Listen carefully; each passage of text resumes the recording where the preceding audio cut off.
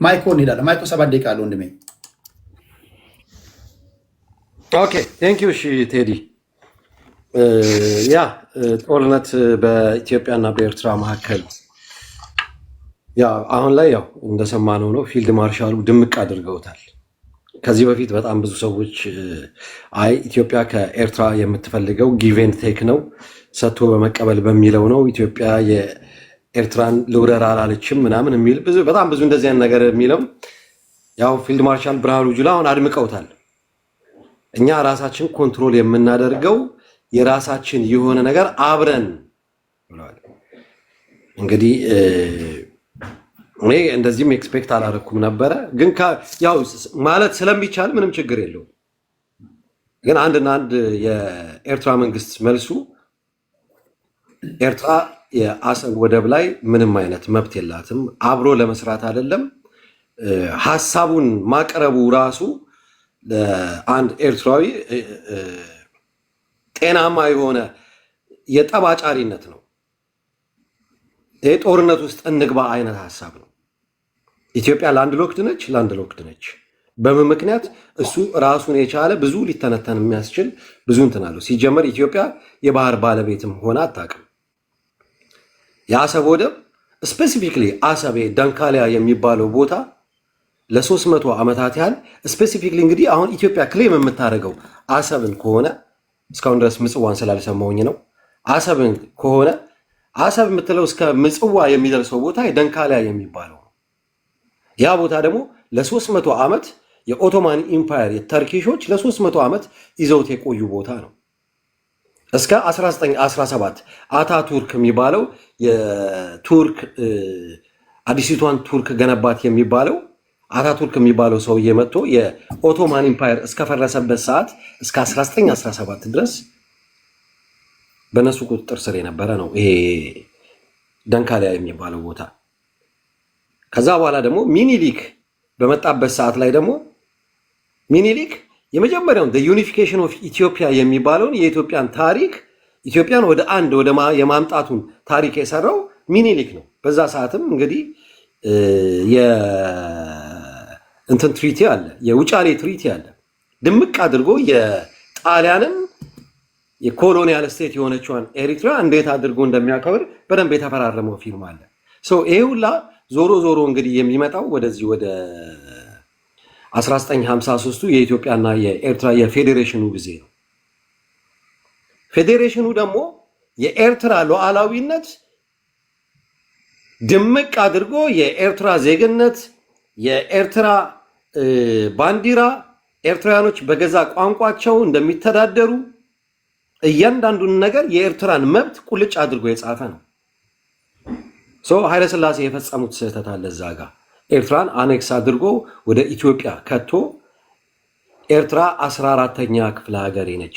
የፀሐዩ ንጉሳችን ንጉሰ ነገስት ኃይለሥላሴ ኤርትራን ከእናት ሀገሯ ከኢትዮጵያ ጋር ለመጀመሪያ ጊዜ ቀላቀሏት ብለው አንደርላይን ሁላ አድርገውበታል። ለመጀመሪያ ጊዜ የሚለው ቢኮዝ ኤርትራ የኢትዮጵያ አካል ሆና ስለማታውቅ። ኤርትራ የኢትዮጵያ አካል ሆና ነበረ ከተባለ 1200 ዓመት ወደኋላ ሄደን የአክሱማይት ኪንግደም ውስጥ ልናገኛት ነው።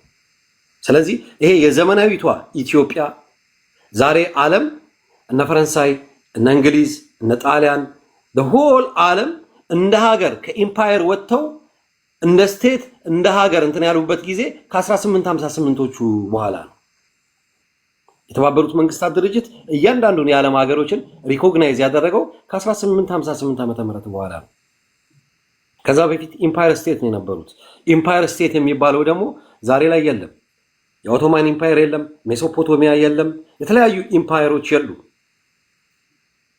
እንደዛ ቢሆን ኖሮ ዛሬ ዓለም እርስ በርስ ጦርነት ውስጥ ይገቡ ነበርና ኤርትራ ከኢትዮጵያ ጋር ምንም የሚያገናኝነት ታሪክም የላትምና የኢትዮጵያ መንግስት አሰብን ክሌም ሲያደርግ ፍጹም ስህተት ነው። ያዋጣው የነበረው እንደጀመረው ስፔሻሊ ወርቃማ እድል የነበረው አብይ ነው። የኢትዮጵያ ህዝብም የኤርትራ ህዝብም እልል ብለው ተቀብለውት ነበረ። አብይ ግን ያንን ነገር ኢትዮጵያ ውስጥ የመጣውን የእርስ በርስ ትኩሳት አሰብን አመጣላችኋለሁ በሚል ኢትዮጵያን ዩናይት የሚያደርገው በአሰብ ማጆሪቲዎቹ የኢትዮጵያ መሪዎች የኢትዮጵያን የፖለቲካ ትኩሳት እንትን የሚያቀዘቅዙት በኤርትራ ነው የሚመስላቸው። ኃይለሥላሴ የነገርማሜ ንዋይና የነ መንግስቱ ንዋይን የመፈንቅለ መንግስት ለማምለጥ ሲሉ ኤርትራን ከኢትዮጵያ ጋር ቀላቀሏት። የመጀመሪያው ስህተት።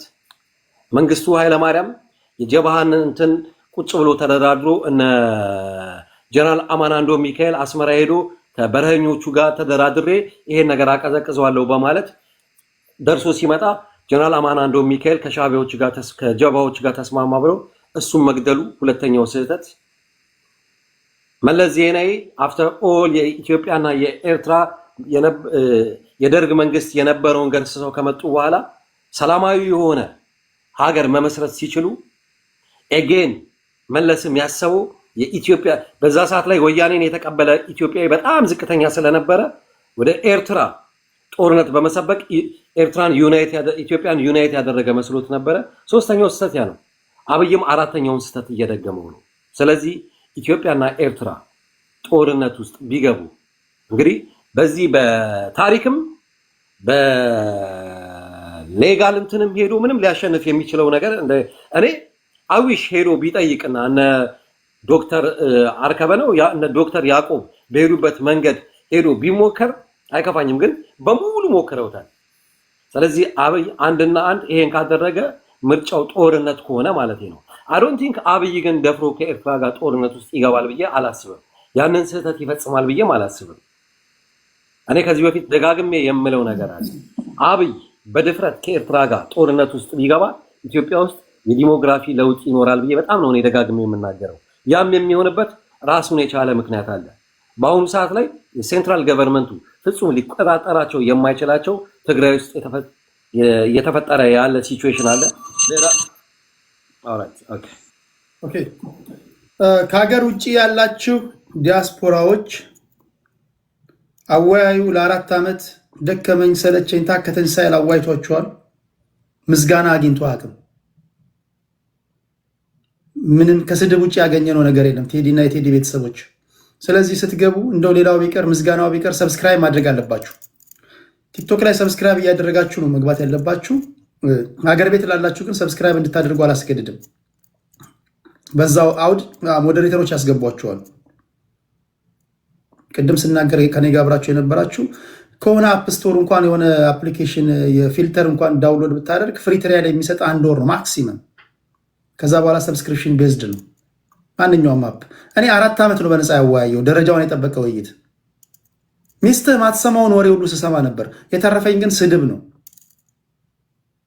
አሁን ግን ከቴዲ ቤተሰብ ጋር ባደረግነው ጥልቅ ውይይት የሚገቡ ሰዎች ሰብስክራይብ ማድረግ አለባቸው የሚል ውሳኔ ላይ ደርሰናል። ምናልባት ይህን ስል ኤሮፕና አሜሪካ ያሉ ከዚህ ቀደም መጥተው ይወያዩ የነበሩ ሰዎች ይሮጡ ይሆን ይሸሹ ይሆን የምናየው ሆነ።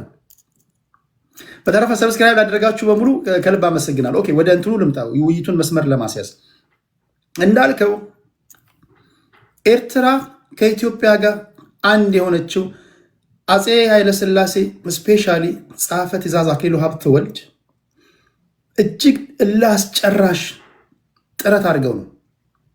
ከዛ በኋላ ተፈሪ መኮንን በሰሩት ሚስቴክ አንዳንዶች የታሪክ አጥኚዎች እንደሚናገሩት ይሄ ኤርትራውያን በደስታ የተቀበሉት የፌዴሬሽንነት ወይም የአባልነት ዲዞልቭ ሆኗል። ዲዞልቭ ሲያደርጉ በወቅቱ ይነገሩ የነበሩ አማርኛና ትግርኛ ቋንቋዎች ሁሉ አረብኛ ቋንቋ ጭምር አረብኛ ቋንቋ የስራ ቋንቋቸው ነበር። ያ ዲዞልቭ ሆኖ አረብኛና ትግርኛ አማርኛ ነበር የስራ ቋንቋቸው እንዲሆን የተደረገው። በወቅቱ የነበራችሁ ወይም ደግሞ ታሪኩን የምታውቁ ሰዎች እዚህ ጋር የምናገረው ትክክል ስለመሆኑ ምንም ጥርጥር እንደማይኖራቸው እርግጠኛ ነኝ።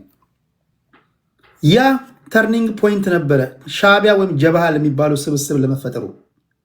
ዛሬ ዩኤን አርካይቭ ውስጥ ገብታችሁ ያን የተደረገውን ሪፈረንደም እንኳን ብታዩ ኤርትራውያን ከኢትዮጵያ ጋር በፌዴሬሽን የሚሆን በኮንፌዴሬሽን እስካሁን ለመዋሃድ ፈቃደኝነት አሳይተው ነበር። ያስቆጣቸው በጉልበት የተሄደው መንገድ ነው። ኦኬ ከዛ በኋላ አሁን ያለንበት ዓለም አለ። አሁን ባለንበት ዓለም ግልጹን እናወራ። በዲፕሎማሲ አይደለም የባህር በር እየተባለ ያለው። አንዲት የተሰወረባችሁ ሚስጥር ካለ እኔ ልንገራችሁ። ዲፕሎማሲ ከዚህ ብዙም አሁን ቦታ የለውም በዓለም ፖለቲካ ውስጥ የተወሰነ ትንሽ ጭላንጭል ነው እያየን ያለ ነው እንጂ አሁን በምናየው ዓለም ላይ ዲፕሎማሲ ብዙም እዚህ ግባ የሚባል ነገር የለም። እያያቸው አይደለም። እስፔሻሊ እዚህ ግባ የሚባል ነገሩ ዲፕሎማሲ እንደሌለው ለማሳየነት በኢራንና ከሰሞኑ እንኳን በእስራኤል መካከል የተደረገውን ጦርነት ማየት በቂ ነው። ጄሲፒኦኤ ወይም ደግሞ የጆይንት ኮምፕሬሄንሲቭ ፕላን ኦፍ አክሽን የሚባለውን ነገር 2015 ተግባራዊ አድርገው ኢራኖች ተስማምተው እያለ ነው እስራኤል ጦርነት የከፈተችባቸው። አሁን ያላችሁበት ዘመን የጉልበት ዘመን ነው። አሁን ያላችሁበት ዓለም የጨካኞች ዘመን ነው። ሩዝለስ መሆን መቻል አለብን። ፓወርፉል ካልሆንክ፣ ደካማ ከሆንክ ፓወርፉሎች አድቫንቴጅ ይወስዱብሃል። ኤርትራ ፓወርፉል ከሆነች ኢትዮጵያ ላይ አድቫንቴጅ ትወስዳለች። ኢትዮጵያ ደካማ ከሆነች ኤርትራ አድቫንቴጅ ትወስድባታለች። ኤርትራ ደካማ ከሆነች ኢትዮጵያ አድቫንቴጅ ትወስድባታለች። ፔሬድ። ከዚህ ውጭ ትንታኔ የለም። አሁን ባለው ሁኔታ በኢትዮጵያና በኤርትራ መካከል ጠንካራው ማን ነው? the more powerful you are powerful ከሆንክ the more likely survive ታደርጋለህ። ሰርቫይቭ የምታደርገው ግን ይሄ በዲፕሎማሲ እወቁልኝ ባለም አቀፉ ማህበረሰብ ወይም ደግሞ እንደዚህ በህግ ምናምን ሄዳ አይደለም። የሚያስከብርህ ጉልበት ነው እየሆነ ያለው እያየን ያለ ነው ማለት ነው። ግሬት ፓወር ፖለቲክስ ውስጥ ገብተናል እያሉ የዓለም አቀፍ ተንታኞች የሚናገሩት ለዛ ነው። ስለዚህ ከዚህ በመነሳት ኢትዮጵያ የባህር በር ፈልጋለሁ ስትል የወታደራዊ መሪዎቻቸው የሚናገሩትን በየጊዜው በደንብ ካደመጣችሁ እንደ ከዚህ ቀደሙ መሳሪያ ከውጭ አንገዛም፣ አሁን መሳሪያ ማምረት ጀምረናል ይሏል። which is ጉልበት አለን እያለ ነው።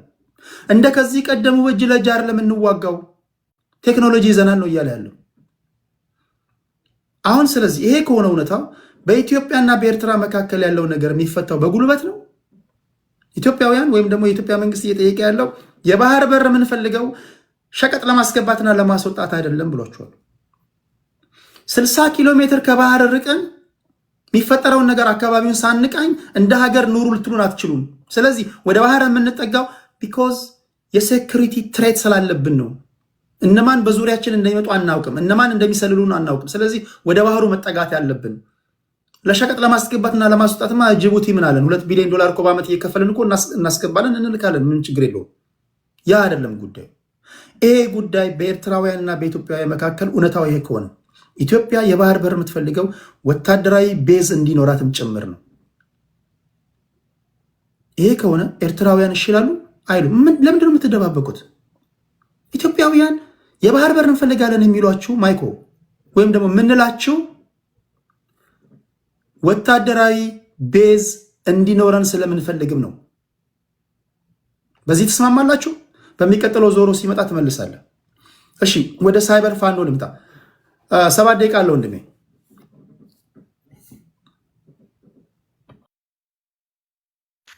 ኦኬ ታንኪዩ ቴዲ። ዛሬ ካሜራ ግዴታ የለብንም ማለት ሁላችንም መክፈት ከይቅርታ ጋር ጥያቄ ነው።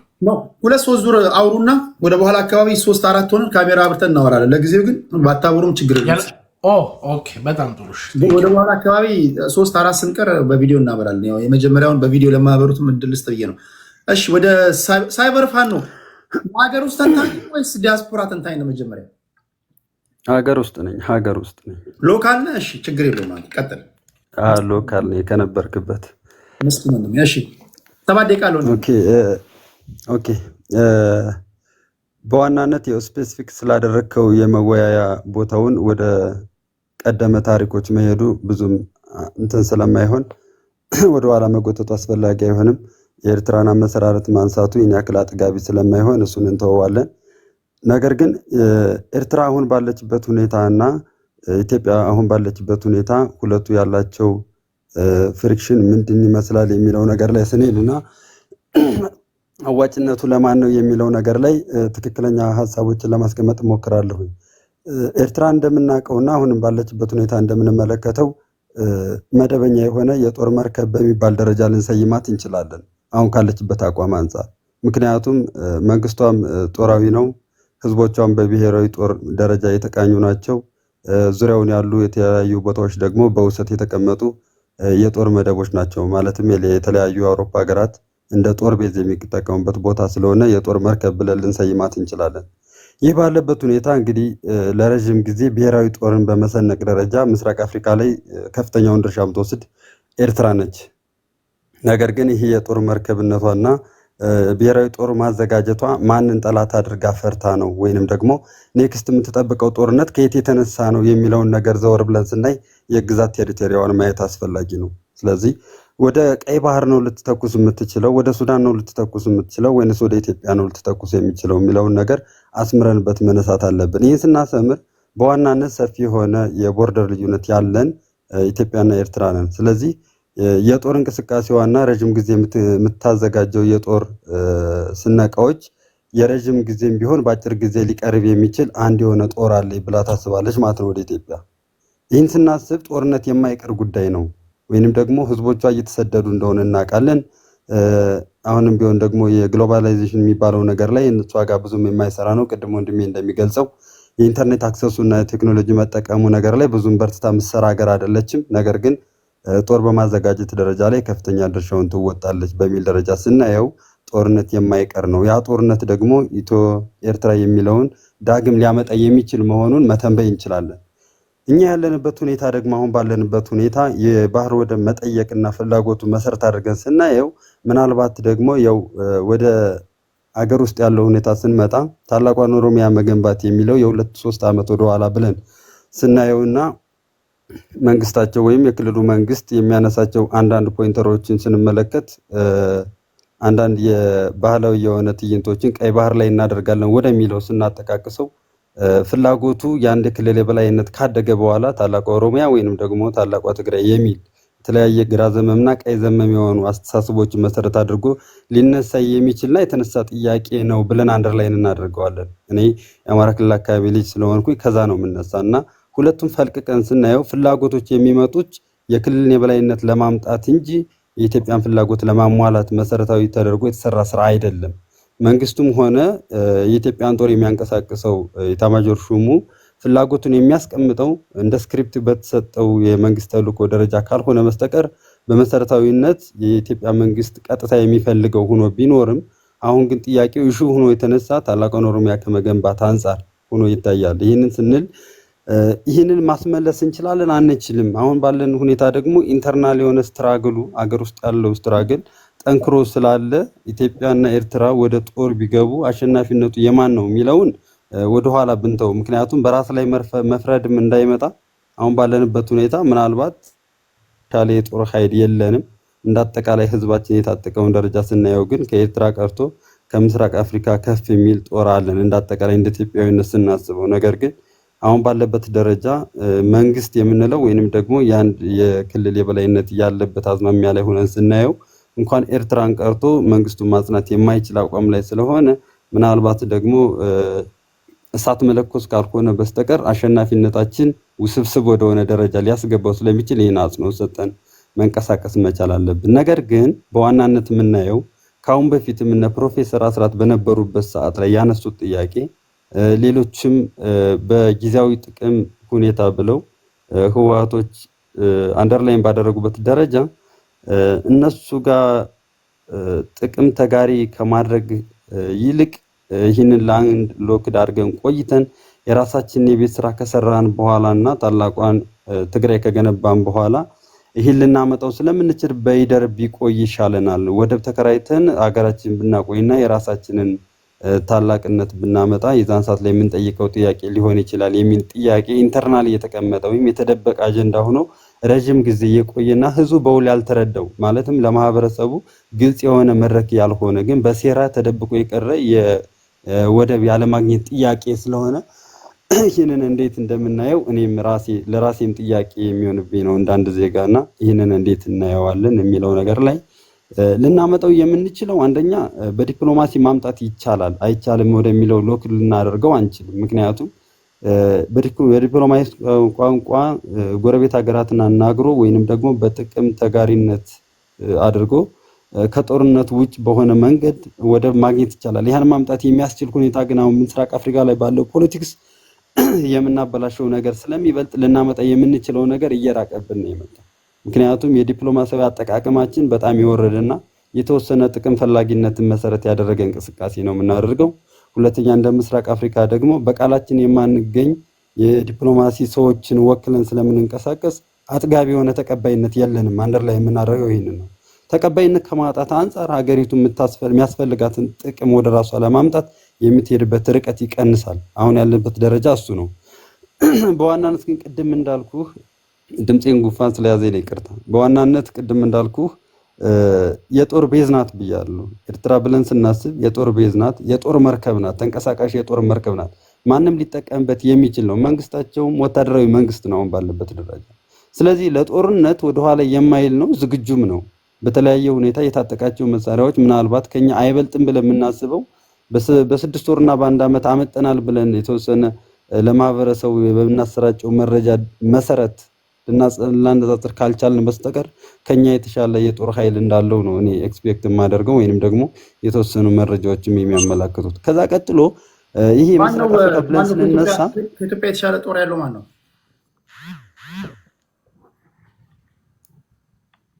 ኦኬ ነው ከኛ የተሻለ ጦር እንዳለው ነው የሚታየኝ። ያልኩ ማንን ነው አልገባኝም።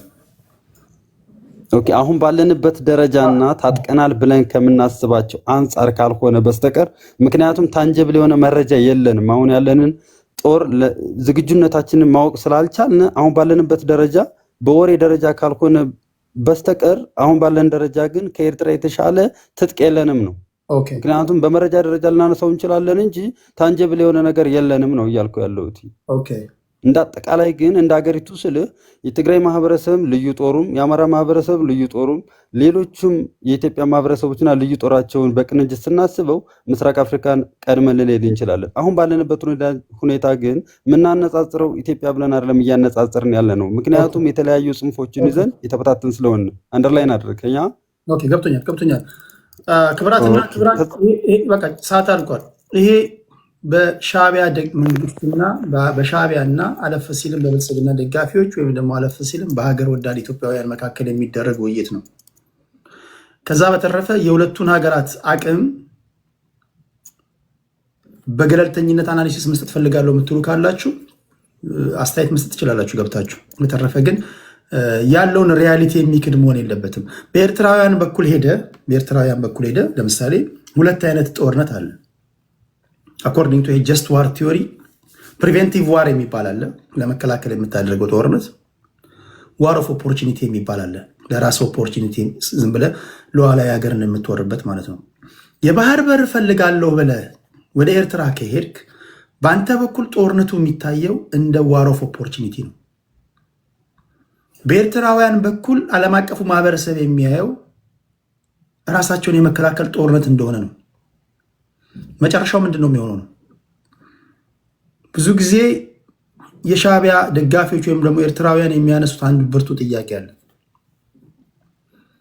ዝም ብለህ ተነስተህ ነው ጦርነት የምታወጀው ማለት ነው። በቃ ከትላንት ወዲያ ንብረት አለኝ እሱን ማስመለስ አለብኝ፣ አሰብ የሚባል ነገር ኢፍትሐዊ በሆነ መንገድ ተወስዶብኛል ካልክሰን ኤርትራውያን ምን አገባቸው? በህግ ከተሰጠ ተሰጠ ነው። ዛሬ ላይ ያንን አመጣለሁ የምትለው ምን ስላለ ነው? ጉልበት ስላለህ ነው ማለት ነው? ምን ተማምነ ነው? ሁለተኛ የባህር በር አመጣለሁ ከማለት በፊት የባህር በር ከሆነ የሚያስፈልግህ ጦርነት ከመጎሰም በፊት ከሁለቱ ፖለቲከኞች ጋር ወይም ደግሞ ከኤርትራ መንግስት ጋር በግልጽ ያደረከው ውይይት አለ ወይ? አሁን ተድበስብሶ የሚነገሩ ንግሮች አሉ። ለምሳሌ ኤርትራውያን በተደጋጋሚ ጊዜ ይጠይቃሉ፣ ያቀረባችሁት ጥያቄ አለ ወይ? $2 ቢሊዮን ለጅቡቲ እንከፍላለን፣ ወደብ ጨምሮብናል፣ ቀይ ባህርን በውዴታ የሚሆን በግዴታ እናመጣለን ከማለት በዘለለ የኢትዮጵያ ህዝብ ኦኬ ይሄንን አቅርበው ነበረ፣ ይሄን አቅርበው ተከለከሉ እንኳን ማለት እንዲችል በይፋ የኢትዮጵያ መንግስት ያቀረበው ጥያቄ አለ ወይ?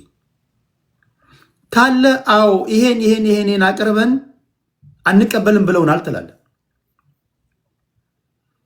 በዛም ብቻ አታበቃም። ድጋሚ አቀረብኩኝ፣ ድጋሚ ተነጋገርኩኝ፣ ድጋሚ ሌላ አማራጭ ሰጣቸው ወይ? ኢትዮጵያ አየር መንገድ ትርፋማ ነው፣ እናንተ እዚህ ውስጥ የትርፍ ተጋሪ ብትሆኑ የባህር በራችሁን ብንጠቀም አብረን እናድጋለን ብለህ ማቅረብ አንድ ነገር ነው። ያን አንፈልግም ካሉ ኦኬ ቴሌኮሙኒኬሽን እንጨምርልህ ሁለት ነገር ነው። ያን አንፈልግም ካሉ እኛ ለመሬቶች ብዙ አሉን እሱን እንሰጣቸዋለን፣ እናንተ የባህር በራችሁን እንጠቀም ሶስተኛ ነገር ነው። የባህር በርም ይሰጡሃል። ኦኬ። ሁለተኛ ደግሞ ማተስማማበት ሌላ ጉዳይ ሊኖር ይችላል። የባህር በር የምንሰጥህ ሸቀጥ እንድታስገባ እንድታስወጣ ነው እንጂ ሚሊተሪ ቤዝ እንዲኖርህ አይደለም ካሉሳ እንዴት ነው የምትፈታው? ለምሳሌ ኢራን ኒክለር የምታብላላው ጅምላ ጨራሽ መሳሪያ ላለመገንባት መሆኑን አስተማማኝ በሆነ ሁኔታ ፈርማለሁ ቃል እገባለሁ ብላ ለቻይና፣ ለአሜሪካ፣ ለፈረንሳይ፣ ለራሽያ ፕላስ ለጀርመን ኦልሬዲ ቃል ገብታ በቃ ልትፈርም ተዘጋጅታ እያለ ነው አሁን የምታየው የእስራኤል ጦርነት የተፈጠረው። ልክ እንደዛ ሚሊተሪ የምትገነባው ኤርትራውያንን ስጋት ውስጥ በማይጥል መንገድ እንደሆነ ምንድነው የምታቀርብላቸው መተማመኛ? እንደዚህ አይነት ጥያቄዎች ቢጠይቁ እንዴት ነው የምትመልሰው? ነው ወይስ ጀስት ጠዋት ካልጋ ተነሳ በቃ እንዋጋለን ምናምን ያልከው? ይህን አድማጭ ተመልካች ማወቅ አለበት ለማለት ያለውና በዚህ አውድ ነው የምናወራው። ግልጽ ነው አይደል? ንግግሬ ገብቷችኋል ያልኩት ነገር። ኦኬ ሶራ ወደ አንተ ልምጣ። 7 ደቂቃ አለ። እሺ አመሰግናለሁ ቴዲ። ሰላም ብያለሁ ሁላችሁንም። አንተ ያነሳቸው ነጥቦችም አሉ። የኤርትራ እና የኢትዮጵያ ጉዳይ እንግዲህ ያው ከቃላት ልውውጥ ያለፈ ነው። አሁን እንደውም መስመር እየሳተ ነው። ወደ ጸብ አጫሪነት ሁሉ የገባው ነገሮች አሉ። በኤርትራ በኩል በተለይ ከትግራይ ኃይሎች ጋር በመነጋገር ብዙ አይነት ነገሮች እያደረጉ ነው ያሉት። ይሄ እንግዲህ የሀገር ሉዓላዊነትን አልፈው ሁሉ በትግራይ ክልል ላይ ገብተው ብዙ ነገሮችን እያደረጉ ነው። መንግስት እንደውም ሆደ ሰፊ ሆኖ እስካሁን ድረስ ምንም አይነት እርምጃ አለመውሰድ እንደውም ሊያስመሰግነው ይገባል። እንደውም እና አንዳንድ ነገሮች የተነሱ አሉ ከቤቱ ኢትዮጵያ ኤርትራ እንደውም የኢትዮጵያ አካል ሆና ማታውቅም፣ አሰብም የኢትዮጵያ ሆኖ አያውቅም ምናምን የሚል ነገር ተነስቷል። ኢትዮጵያ ታላቅና የ3000 ዓመት ታሪክ ያላት ትልቅ ሀገር ነች። ኤርትራም የኢትዮጵያ አካል ነበረች፣ አሰብም የኢትዮጵያ አካል ነበረ። ባቁ በራሳችን መንግስታት ጥፋትና ድክመት የሆነ በታሪክ ሂደት ውስጥ በአጋጣሚ ሆኖ ወደ ኤርትራ ስለተቀላቀለ ወይም ነገሮች ስለተፈጠሩ ነው እንጂ አሰብ የኢትዮጵያ ነበረ ከዚህ በፊትም ሆኖ ያውቃልም። ይህንን ያው ሌላ አይነት ርዕስ ተፈጥሮ መከራከር ይቻላል። ኖርማሊ ግን አሁን በኢትዮጵያ አካሄድ እየተካሄደበት ያለው ነገር በሰላማዊ መንገድ የወደብ ጥያቄን የመመለስ ጉዳይ ነው እየተካሄደበት ያለው። የጉልበት ነገር ለማድረግ እንደውም ከኤርትራ መንግስት ብዙ አይነት ምክንያቶች ነበሩ ከኤርትራ ጋር ሊያዋጋ የሚችል በአሁኑ ሰዓት ራሱ። ግን ሁሉን ነገር በሰላማዊና እስከ መጨረሻው የሰላም ሁኔታን ለመጠቀም ካለው ሁኔታ አንጻር መንግስት ብዙ ታግሷል ብዬ ነው የማምነው። ማይኮም ቅድም ሲል ነበረ ይሄ ጦርነት ከተነሳ እንደውም የጂኦግራፊ ለውጡ ሊመጣል ኢትዮጵያ ውስጥ ምናምን ብሏል። ይሄ ጦርነት ከተነሳ እንደውም የኤርትራ ሀገርነቷ ራሱ አስጊ ሁኔታ ውስጥ ወድቃል ነው የምለው። እንደውም በሳታቁት የኢትዮጵያን ኃይልና ሁኔታ ነገሮች ውስጥ ባትገቡ ይሻላል ነው የምለው። ሳይበር ፋኖም እንደዛው የኢትዮጵያ መከላከያ ያለው ኃይልን አቅም ሰዎች ስላልተረዱት ነው። አሁን ኖርማሊ ነገሮች ከውጭ እንደሚታየው እንደ ድሮ አይነት የመከላከያ ሁኔታና ስሜት ያለ ይመስላችኋል። ኖርማሊ በቴክኖሎጂም በሰው ኃይልም በተለያዩ መልኮች የተጠናከረና ጠንካራ ኢትዮጵያን የሚመጥን ኃይል እየተገነባ ነው። ይህንን ነገር እንዳልከውም በገለልተኛ አካል ያው አንዳንድ ኮንፊደንሻል የሆኑ ነገሮች ስላሉ ድንገት ላይታወቅ ይችላል እንጂ ቢታወቅ ጥሩ ነበረ እንጂ እንደተባለውም እንደ ድሮ አይነት 10,000 ሰው የማገድክ ምናምን ጦርነት ይካሄዳል ብዬ አላምንም። በኢትዮጵያ በኩል ሁልጊዜ ያው አቅምን የኛ ኢትዮጵያኖች ሲባል የራሳችንን ነገር ማናናቅና ፊልድ ማርሻሉም እንዳሉት ለመሸጥ የተዘጋጀን ሰዎች ስለሆነ ነው እንጂ የኢትዮጵያ አቅም ከሚታሰበው በላይ ጠንካራ ሆኗል። የሚሰራውን በዛ መልኩ ነው። ሰዎች ይህን ነው መገንዘብ ያቃታቸው። አገር ውስጥ እንደዚህ መሄጃ ያጣት ታጣቂ ኃይሎች አቅሙን ሳያውቁ ስለገቡ ነው ጦርነት ውስጥ። አቅምን ማወቅ ትልቅ ነገር ነው። የኢትዮጵያ አቅም ደግሞ ምስራቅ አፍሪካ ላይ በጣም ትልቅ ፓወርፉል የሆነ መከላከያ ኃይል አላት በአሁኑ ሰዓት ማለት ነው። ያንን መረዳት ያስፈልጋል መጀመሪያ ማለት ነው። ኢትዮጵያ ታላቅ ሀገር ላይ ታላቅ ሆና ትቀጥላለች። እስከ መጨረሻውም ደግሞ የሚገባትን ነገር ማግኘት አለባት። ኢትዮጵያ የባህር በር የምትጠይቀው ለንግድ ለሸቀጥ ብቻ አይደለም፣ ደህንነት ስጋት አለባት። ሰዎች ከ6000 ከ7000 ከ8000 ከ9000 ኪሎ ሜትር በላይ አልፈው መጥተው እዛ ባህር ላይ እንደፈለጉ እየተንፈላሰሱ የኢትዮጵያ ግን አጠገቧ ላይ ሆኖ ቆማ የምታይበት ምንም አይነት ምክንያት የለም። አሁን እኮ አሁን የሚካሄደው ጦርነት እኮ ለኛ ትልቅ ትምህርት እኮ ነው። ምን ያህል ወሳኝ ነገር እንደሆነ እኮ ነው። ዓለም በእንደዚህ አይነት ደረጃ ረቋል። ጦርነቶች እየተካሄዱ ነው። በዛ ልክ ስለሆነ እኛ ደግሞ እኛ አይገባንም የባህር በር እኛ እንደዚህ ነን ምናምን ብለን የምንቀመጥበት ምንም ምክንያት የለም። የ130 ሚሊዮን ህዝብ ያለን በጣም ታላቅ ሀገር ነን። ያንን ደግሞ ለማስመለስ በዲፕሎማሲ እስከ መጨረሻው ጥግ ጦርነቱንም ደግሞ እነሱ ከጀመሩት በሚፈልጉት መንገድም ኢትዮጵያ ታሸንፋለች፣ አይቀርም። ይሄም ደግሞ ግልጽ ነው። ኢትዮጵያ አትበታተንም። እንደተባሉ አንዳንድ አስቸጋሪ ነገሮች አሉ፣ ውስብስብ የተወሳሰቡ ነገሮች አሉ። ግን ኢትዮጵያዊነት እንደምታስበው አይደለም። ነገ ጦርነት ሲመጣ እርግጠኛ ሆኜ መናገር እችላለሁ፣ ፋኖ ሙሉ ለሙሉ ኢትዮጵያዊ ነው ብሎ ነው የሚዘብተው። ይሄ ኢትዮጵያዊ ባህሪ ነው። ሰዎች ይመስላችኋል። ኢትዮጵያ በጣም ሚስጥራዊ የሆነ ህዝብ ነው። በጣም ድንቅ ህዝብ ስለሆነ በእንደዚህ አይነት ነገር ይደራደራል ብዬ አላምንም። ኖርማሊ በውስጥ ችግርም እንዲፈጠር ያደረጉት የቋሚ ጠላቶቻችን ዲዛይን የተደረገልን ነገር ስላለን፣ ግን ይህንን ነገር ሁሉ ቀልብሰን ወደሚቀጥለው ስቴፕ እናልፋለን ብዬ አምናለሁ። ጦርነቱ ሲነሳ ልክ እንዳንተ እንደምትለው የራሴ ዋና ማንነቴን ይገልጣለሁ ትላለህ ቴዲ። ልክ እንደዛ ነው። ኢትዮጵያዊ ሲባል እንደዚህ ነው።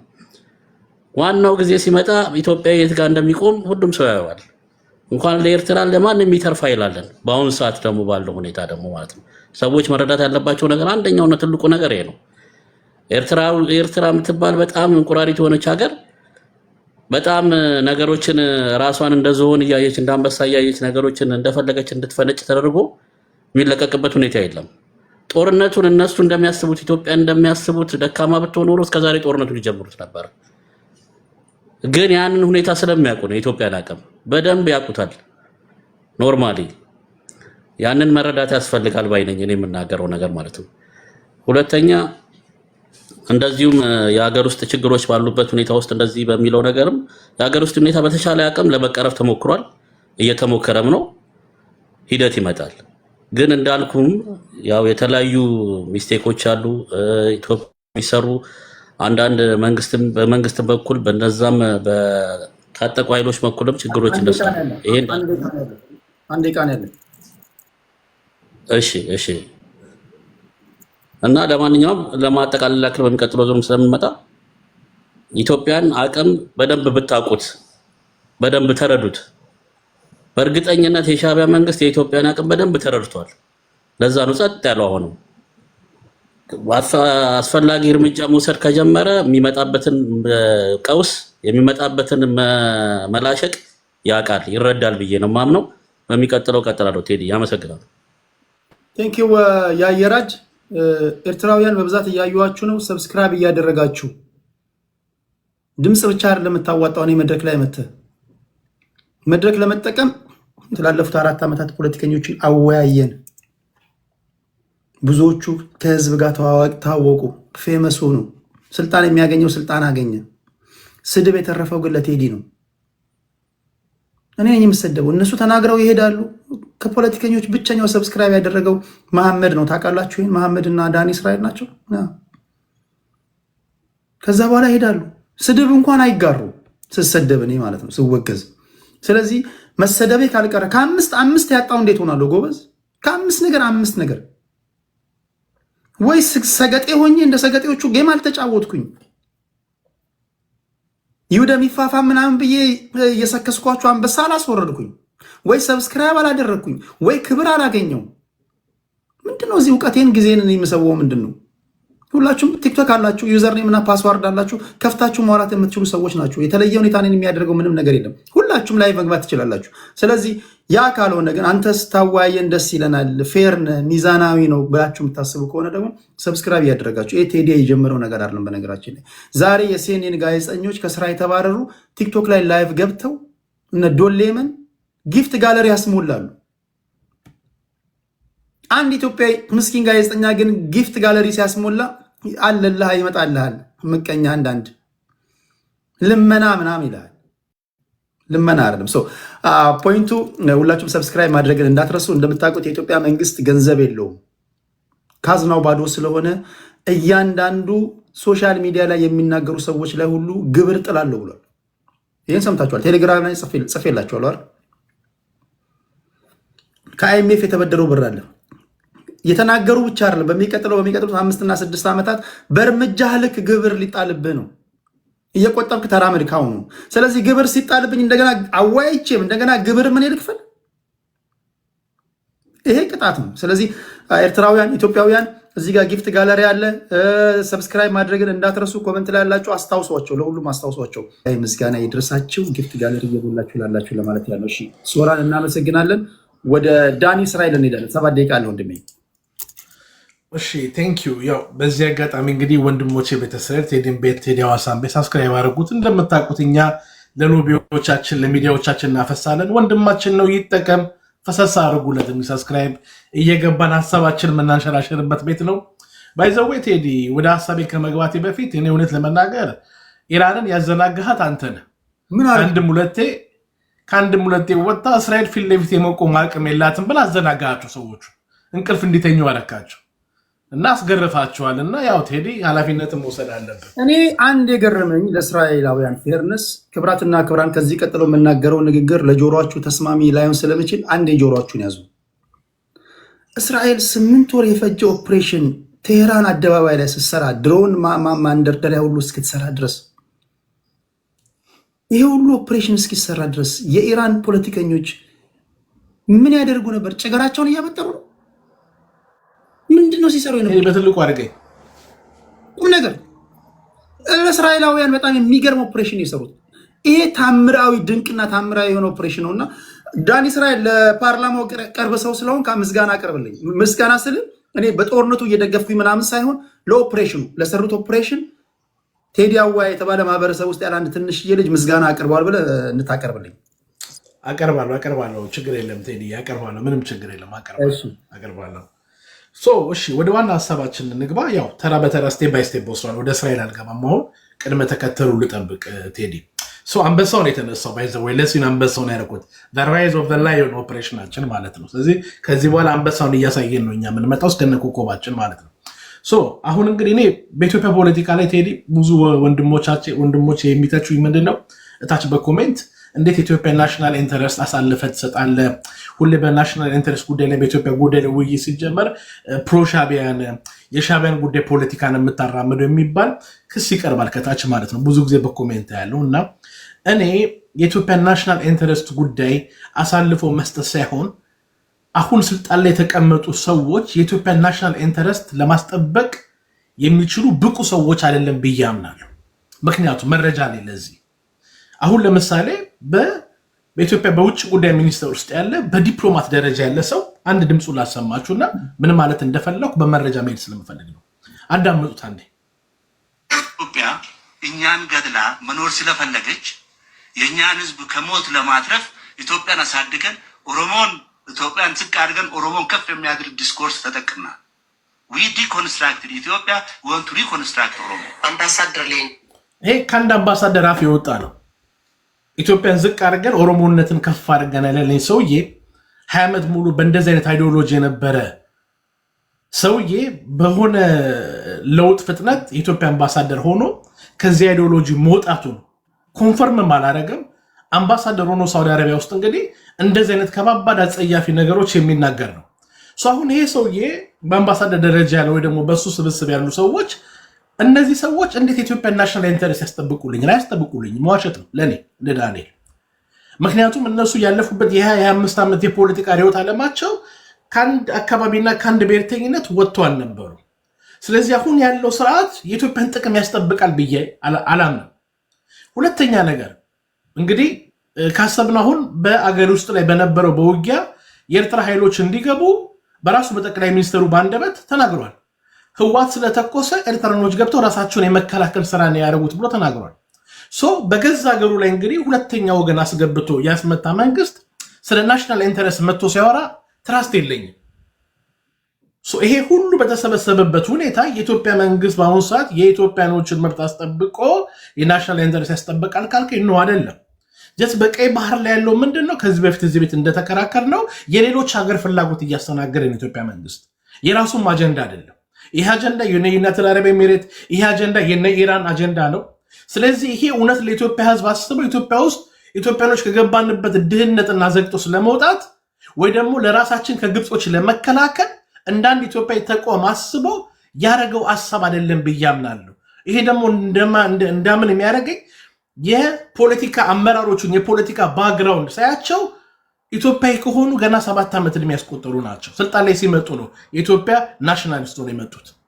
ከዛ በፊት የነበራቸው የፖለቲካ ኢዲዮሎጂና ርዕዮተ ዓለም የኦሮሞ ናሽናሊስት የኦሮሞ ብሔርተኞች ናቸው። ስለዚህ የ7 ዓመት ዕድሜ ያለው በኢትዮጵያ ናሽናል ፖለቲካ ጉዳይ ላይ ገና ሕፃን ልጅ ነው። አናምነውም፣ ትራስት አናደርገውም። ገና በደንብ እውቀት አላደገም ገና። ስለዚህ እንደዚህ አይነት ስብስብ ለሀገራችን ከማጡ ወደ ድጡ ነው የሚወስደን። ይህን ጥያቄ ምናልባት የበለፈው የነበረው 27 ዓመት እስከነ ልዩነት የህዋት ጋር ሰፊ ልዩነት አለኝ። ግን የህዋትን የ27 ዓመት የውጭ ፖሊሲ ስታመጣው ከዛሬ መንግስት ጋር ስታነጻጽረው ኢትዮጵያ ምናልባት ቅድም ወንድማችን የወረደው ኢትዮጵያ በአሁኑ ሰዓት ከአፍሪካ ላይ 7ኛ ናት። በድረ ኢህአዴግ ጊዜ ኢትዮጵያ 3ኛ ነበረች ከአፍሪካ ላይ በሚሊተሪ ከግብፅና ከአልጄሪያ ቀጥሎ 3ኛ የሚሊተሪ ፓወር ሀገር የነበራት ናት። ዛሬ በ7 ዓመት ውስጥ አስቆልቁለን ገንዘባችን ከ25 ብር 170 ብር ምንዛሬ ገብቶ ከ3ኛ ደረጃ 7ኛ ደረጃ የገባንበት ነው። ይሄ አገዛዝ ይሄ የፖለቲካ ስብስብ የኢትዮጵያ ናሽናል ኢንተረስት ሊያስጠብቅ አይችልም። ከዛ አኳያ ነው እንጂ ኢትዮጵያዊነቴን አሳልፌ ሰጥቼ አይደለም። ግን ያለው ስብስብ ኢትዮጵያን አያውቃትም። ያለው ስብስብ ኦሮሞነቱን አስቀድሞ ኢትዮጵያን ዝቅ አድርጎ የነበረ የፖለቲካ ስብስብ ነው። ይሄም ስብስብ የኢትዮጵያን ጥቅም ያስጠብቃል ካልከ ነው። ይሄ ስብስብ በኢትዮጵያ ህዝብና በኢትዮጵያ ደም የነ ኢራንን የነ ዩናይትድ አረብ ኤሚሬትን ጥቅም አሳልፎ ለመስጠቱ። ለዚህ ነው ለወገኔ ለኢትዮጵያ ለዩናይትድ አረብ ኤሚሬት ለቀይ ባህር ላላት ፍላጎት፣ ለኢራኖች ላላቸው የቀይ ባህር ፍላጎት ለምንድን ነው ኢትዮጵያ ወገኔ ወንድም የሚሞቱ ሄዱ? ይሄ ለኢትዮጵያኖች እኮ አይደለም። ኢትዮጵያ በድህነቱ ዝቅት ውስጥ ያለን ብድር እየጠበቅን የዓለም አቀፍን ባንክን ደጅ የምናጠናና የምንለምን አካል በየትኛው ትሪሊየን ዶላር እና ቢሊዮን ዶላር ይዘኖኛል የጦር ቤዝ ምንገነባው? ስለዚህ ለነ ዩናይትድ አረብ ኤሚሬት ለውጭ ኃይሎች ፍላጎቶች የኢትዮጵያ ህዝብ መሞት የለበትም። ከዛ በተረፈ አሁን ከኤርትራና ከኢትዮጵያ አኳያ ጋር ሳይ እኔ ጦርነት ሰባኪ አይደለሁም። ግን የኤርትራ መንግስት አሁን ጥሩ ኦፖርቹኒቲ ያለው በተለይ በዚህ ሰዓት የኢትዮጵያ መንግስት ባለበት ሳተስ ቀጠናው ላይ በተደረገው የፖለቲካ አስተላለፍና ለውጥ በዚህ ሰዓት የኤርትራ መንግስት ወደ ኢትዮጵያን ቢዮጋ ፖዚሽናል የኤርትራ መንግስት የተሻለበት ሁኔታ ነው ያለው። ለምን አንደኛው ለአብይ አህመድ ድሮን መታቀብለው ኢራን እየተመታች እየተገረ ስንዴቃ ላይ ቴዲ ራፓፓ ጨርሳል ደቂቃ ኦኬ፣ አንድ ደቂቃ ልጠቅል ነው። ኦኬ በሁለተኛው ዙር በደንብ እመጣበታለሁ።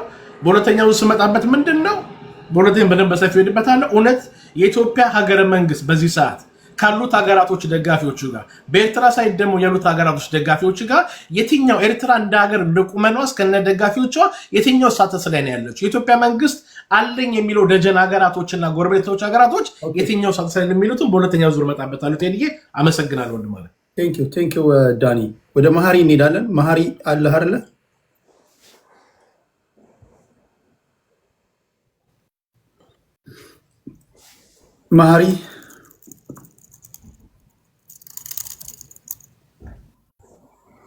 መሀሪ ወልዱ ይሰማል?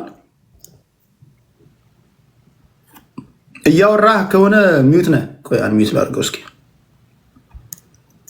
ይሰማል መሀሪ?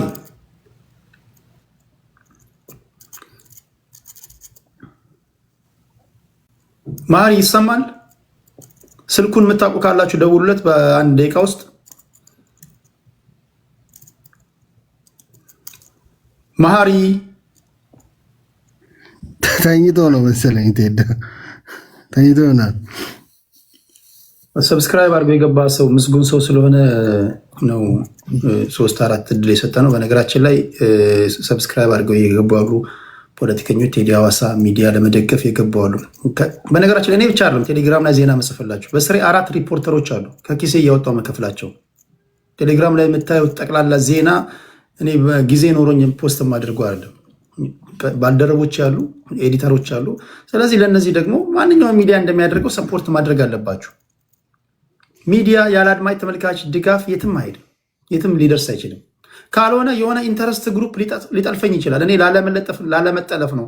ቢያንስ ህዝቡ የቻለውን ነገር ሰብስክራይብ ያድርግ፣ አንዳንድ ነገሮችን ያሟላምለው ሚዲያው መስፋት ስላለበት ማለት ነው። መሀሪ ያለ ወንድሜ ኦኬ። ማሪ ተመልሶ ይልካል። ከሰማህን ማሪ ድምፅ ስላልተሰማ ነው ወደ ታች ያወረድኩ። ካለ ድጋሚ ትልካለ። ኢትዮጵያ ውስጥ ያላችሁ ወገኖቼ ካልሆናችሁ በስተቀር ዩሮፕ፣ አሜሪካ ያላችሁ ሌላ ዓለም ላይ አረብ ሀገርም ያላችሁ ሰዎች እዚህ ውይይት ላይ ከዚህ በኋላ የሚደረጉ ውይይት ላይ ልትሳተፉ የምትችሉት ሰብስክራይብ ካደረጋችሁ ብቻ ነው። አንዳንዶች ሰብስክራይብ አድርጉ ስላቸው ከዚህ ቀደም መጥተው የተነተኑ የነበሩ ሰዎች እንዴት እየሮጡ እንደሄዱ ብታዩ። እኔ ግን ቴዲ የገረመኝ እኔ የብልጽግና አውሮፓና አሜሪካ የተቀመጡ ደጋፊዎች እዚህ ቤት የምናውቃቸው ደሞዝ አልወረደም፣ እንደዚህ አይሮጥም። ደሞዝ አልወረደላቸውም። ለብልጽግና ደጋፊዎች ከአሜሪካና ከአውሮፓ የሚገቡ ኢትዮጵያ ውስጥ ያሉት ያው ኦፍኮርስ ሊያደርጉ ያችሉ እናውቃለን። ግን እነሱን ያው ደሞዝ አልወረደም መሰለኝ ሳስበው። አንድ የሆነ ጥቁር አለ ናይጄሪያዊ ነው ናይጄሪያዊ ነው ካሜሮናዊ ነው። አማርኛ እና በተሰባበረ እንግሊዘኛ ነው የሚያዋራቸው። የሆነ የአረቄ ቤት ነው የሚያስመስለው። ኮመንት እንኳን ለመጻፍ ሰብስክራይብ አድርገህ ነው የምጽፈው። የሚገቡ ሰዎች በሙሉ ሰብስክራይብ ያደረጉ ናቸውና እዛ ገብተው የሚወያዩትን አይቼ አብዛኞቹ እኔ ጋር የሚመጡ የነበሩ ሰዎች ናቸውና ሰብስክራይብ አድርገው ነው የሚገቡት ሌላ ዜጎች ጋር። አይገርምም? እስከ ቅርብ ጊዜ ድረስ እርስ በርሳችን በጣም ምቀኛሞች ነን፣ ምቀኛኛለን ምናምን ብሎ የሚለው ነገር አይገባኝም ነበር። እንደዚህ አይነት ነገሮች ስታይ እንዴት ትላለህ? የሰው ልጅ ጥግ ምናምን ትላለህ። ሌላ ዜጎች ጋር ሰብስክራይብ አድርገህ ትገባለህ። እዚህ ቴዲ ሐዋሳ ጋር ግን በነፃ መት ሀሳብ ትሰጣለህ። አይቻልም፣ ከልክለናል ማለት ያለው ትለጠለጣለህ። አይ ዶንት ኬር። የገዢውን ፓርቲ የተቃዋሚ ፓርቲዎች መተው ለጠለጡት አይ ዶንት ኬር። ሰብስክራይብ ያደረገውን አስቀድሜ ያስገባሉ። አወያይኔን ካልኩኝ ማለት ነው። የተቃዋሚ ጎራ ሰዎች እዚህ ጋር መታችሁ ተለጠለጣችሁ፣ አይ ዶንት ኬር። ዋነኛው ነገር ምንድነው ግን ሚዲያ ያለ አድማጭ ተመልካች ድጋፍ የሚሄድ ነገር ስላልሆነ ያን እንድታደርጉ ለማለት ነው። እያደረጋችሁ ላላችሁ ከልብ ነው የማመሰግነው። እሺ ቴንኪዩ። የቅድሙ ልጅ ጊዮናዊት ቴንኪዩ ከልብ ሰብስክራይብ ስላደረግሽ። ወደ ቡኖ በደሌ እንመጣለን። ቡኖ የመንግስት ደጋፊ ነው። ይሰማል? ቡኖ 7 ደቂቃ አለው ወንድሜ። ሰማል ቴዳ ትክክል ነው። የጀማዕ ሰብስክራይብ ማድረግ ያው ያለንን ቤቱንም ሞቅ ሞቅ ለማድረግ አስፈላጊ ስለሆነ ያው በእርግጥ ቴዲ ገንዘብ ብትፈልግ ጌም መጫወት ትችላለህ። ፕላስ ደግሞ እንደ በፊቱ ብሔርተኞችን ሰብስበህ ዋልታ ረገጥ ብሔርተኞችን ሰብስበህ እንትን ማድረግ ትችላለህ እና በዛ ብዙም ገቢም ማግኘት ትችላለህ። በእርግጥ እንደዚህ በጣም ዲሰንት የሆነ ምሁራዊ ውይይት ለማድረግ ግን አንዳንዴ እውነት ከልብ ማየት በጣም አስፈላጊ ነው። ስለዚህ ወገኖቻችን ያው ሰብስክራይብ ማድረግ ያለባችሁ ልጆች፣ እኛ በእርግጥ እኔ አልችልም፣ አሁን ሪስትሪክትድ ነው መሰለኝ፣ እዚህ አይቻልም። አገር ቤት ላላችሁ ስትገቡ እኔ ጊፍት አንተ ሰጥቻለሁ፣ 500 ኮይን ሰጥቻለሁ፣ እየቆጠብ ተጠቀም። ለሀገር ቤት ላላችሁ ችግር የለውም። አይኔ እንትኑ ላስለምዳቸው ላስተምራ እንትን ብዬ ይሄን እኮ ድሮ ነው። አዎ እኔ እምቢ ስላለን ነው እና ባለበት ሪጅን ውስጥ አይቻልም ነው የምለውና አገር ቤት ላላችሁ ወገኖች እኔ ነኝ እናንተን ሰብስክራይብ ማድረግ ያለብኝ። አገር ቤት ያለው ምኑን ሰብስክራይብ ያደርጋል? ቲክቶክ ላይ ኢንተርኔቱ ራሱ እኮ ውድ ነው ቴዲ፣ እውነት ለመናገር ከሀገር ቤት ለሚገቡ ሰዎች አንዳንዱ ሰብስክራይብ አድርግ ስለው ዩቲዩቡን ነው ይለኛል። ዩቲዩቡን አይደለም ቲክቶክ ላይ ነው። በወር ነው በወር $3 ነው ምናምን ይወሰድባል። $3 ማለት በእናትህ በዚህ ገብቼ በዛ ወጥቼ ለሚለው ሰውዬ አንበሳ የምታወርደው ማለት ነው። የዛ ስንት ፍራክሽኑ ማለት ነው። እሺ ወደ ማን ምን ቡኖ 7 እሺ ቴንኪው። እንግዲህ የኛ እሹ የባህር በር ጉዳይ ስጋቶቻችን ምንድናቸው? መፍትሄውስ እንዴት ነው መፈታት ያለበት ወደምለው በምንሄድበት ጊዜ የባህር በር ጉዳይ በእርግጥ ከዚህም በፊት በእውቁ ፖለቲከኛ በልደቱ አያሌውና እንደዚሁም በፕሮፌሰር መራራ ጉዲና ሲቀነቀን የነበረው ኢትዮጵያና ባህር በር ጉዳይ እጅግ ብዙም ያልገባን ዜጎች ነበር። ያን ዛሬ ላይ ተረድተን ክቡር ዶክተር አብይ አህመድ የኢትዮጵያ ጠቅላይ ሚኒስትር ይህን ሀሳብ እንደ ሀሳብ እንዴት እናድርግ የምለውን ተወያዩበት ብሎ እስካመጡበትና የፓርላሜንታሪ ኢሹ እስካደረጉበት ጊዜ ድረስ አብዛኞቻችን በተለያየ መንገድ ነበር ምን ስንረዳ የነበረው። ስለዚህ ስጋቶች አሉ። ስጋቶቻችን ሁሉም የሚያውቀው ነው። የባህር በር ጉዳይ፣ የዓለም አቀፍ ህጎች አሉ፣ የዓለም አቀፍ ህግጋቶች አሉ። በዛ ልክ አክሰስ የማድረግ የመጠቀም ኮመርሻል አግሪመንት የመፍጠር ፕላስ ደግሞ በሚሊተሪም ከሆነ በዛ ልክ በስምምነት እና በድርድር ላይ የመሰረተ ድርድርን ማዕከል በማድረግ ከኤሪትራ መንግስት ጋር እንሰራለን ብለን መጀመሪያ ኮር ኦብጀክቲቭ ጠቅላይ ሚኒስትሩ ከኤሪትራ ጋር ሁለቱን ህዝብ አንድ የማድረግ ከዛ በኋላ ይሄን የመጠቀም የባህር በርን የመጠቀም ጉዳይ ኮር ኦብጀክቲቭ ነው የነበረው። መጀመሪያ እንደምን እዛ ጋር ደቂቃን ፖዝ ላድርግና እያንዳንዱ በመንግስት በኩል ያሉ ተንታኞች እኔ ሲተነትኑ አደበስብሰው ሲያልፉ ነው እንጂ የምሰማው በግልጽ ስትናገሩ እኔ ሰምቼ አላውቅም።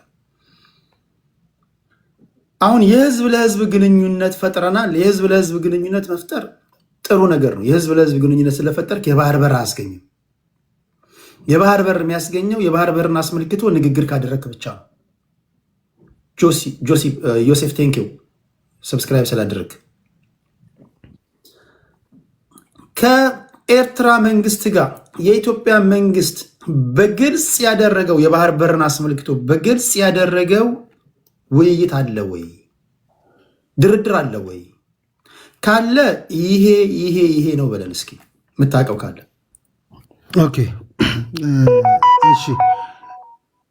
ያ መጀመሪያ እንግዲህ ምን ነበር አግሪመንቱ የነበረው? ሰላምን የማውረድ ነው። ይህ ሰላምን የማውረዱ እንዳልከው አላማው ግባችን ወደ አግሪመንት የሚያመጣን ነው።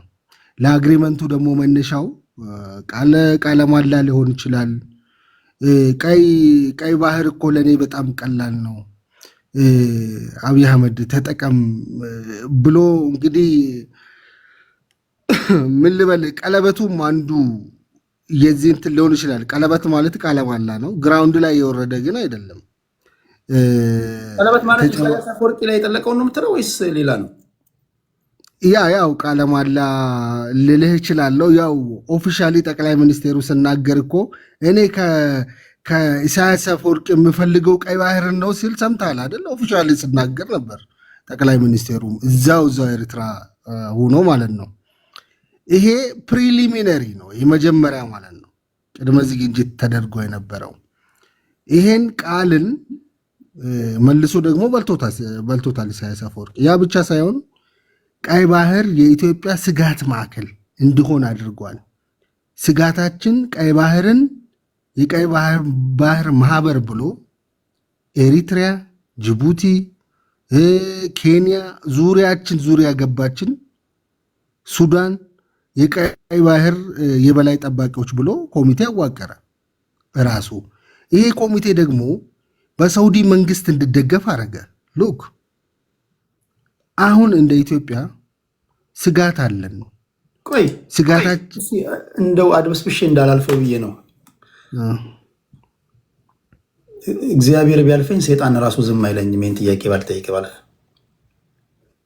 ቀለበቱ ኢሳያስ አፈወርቂና አብይ አህመድ ወይም ጠቅላይ ሚኒስትሩ ኢሳያስ አፈወርቂ ጣት ላይ ያጠለቁት ቀለበት የቃል ኪዳን ቀለበት ነው እያልከን ያለ ነው ወይስ ሌላ ቀለበት ነው የምታወራው? ስምን የፕሪሊሚነሪ ይሄ የመጀመሪያ የስምምነት ነው። ይሄን አረግልሃለሁ። አንተ እኮ መጀመሪያ ጋብቻ ከመፍጠር በፊት ቴዲ ምንድን ነው የምታደርገው? ያው እንግዲህ እንደ ሁለት ሀገር ነው የምትወስደው። አሁን መጀመሪያ ቺክን ምንድን ነው የምታደርጋት? ወይ አንተ ሴት ብትሆን ወንዱ ምንድን ነው የምታደርገው? ጅንጀና ነው አይደል የምቀድመው? ትጀናጀናለህ እኮ በጅንጀና ደረጃ የቀረው በለው። ገብቶሃል አይደል? አይ ቲንክ ትረዳኛለህ። ኧረ ፈታታ አስረዳኝ። እኔ ምንም አልተረዳሁም። ወላዲተን በጣም አዲስ ነው ያለብኝ ቁም ነገር። እስቲ ፈታታ አስረዳኝ። ያ የነበረው የቅድመ ስምምነት የነበረው የጥላቻና የመጠላላት ሁለቱ ድንበር የጨለማው ዘመን ተከፈተ ተብሎ ኤርትራና ኢትዮጵያ ፍሪ ቦርደር ተከፍቶ ኤርትራኖች ወደዚህ የመጡበት ከዚህ ወደዛ የሄዱበት ጊዜን ታስታውሳለህ። በዛን ጊዜ የነበረው ክላውድ የነበረው ጉም የነበረው ስምምነት ምንድነው ሲያንዣብብ የነበረው ኮሚኒኬሽን ነበራቸው። ኢሳያስ አፈወርቂ ጋር ሂዶ እኮ እዛ እኮ ቁልቋልን ጠቅላይ ሚኒስቴሩ እኮ ስበላ እኮ ዝም ብሎ አይደለም ለኢትዮጵያ ነገር አመጣለሁ ብሎ ነው የሄደው አይደለም እንዴ? ፍራንክሊ ስፒኪንግ ማለት ነው። እዛ ሄደበት በረሃ ውስጥ ስዞር የነበረው ከኢሳያስ አፈወርቂ ከነወደ አፎም ስፈልግ የነበረው እኔ ቀይ ባህርን ፈልጋለሁ፣ መጠቀም እፈልጋለሁ፣ ኮመርሻል አግሪመንት እናደርጋለን ነው። ኮመርሻል አግሪመንት ያ በሐሳብ ቀረ ነው እያልኩ አለሁት።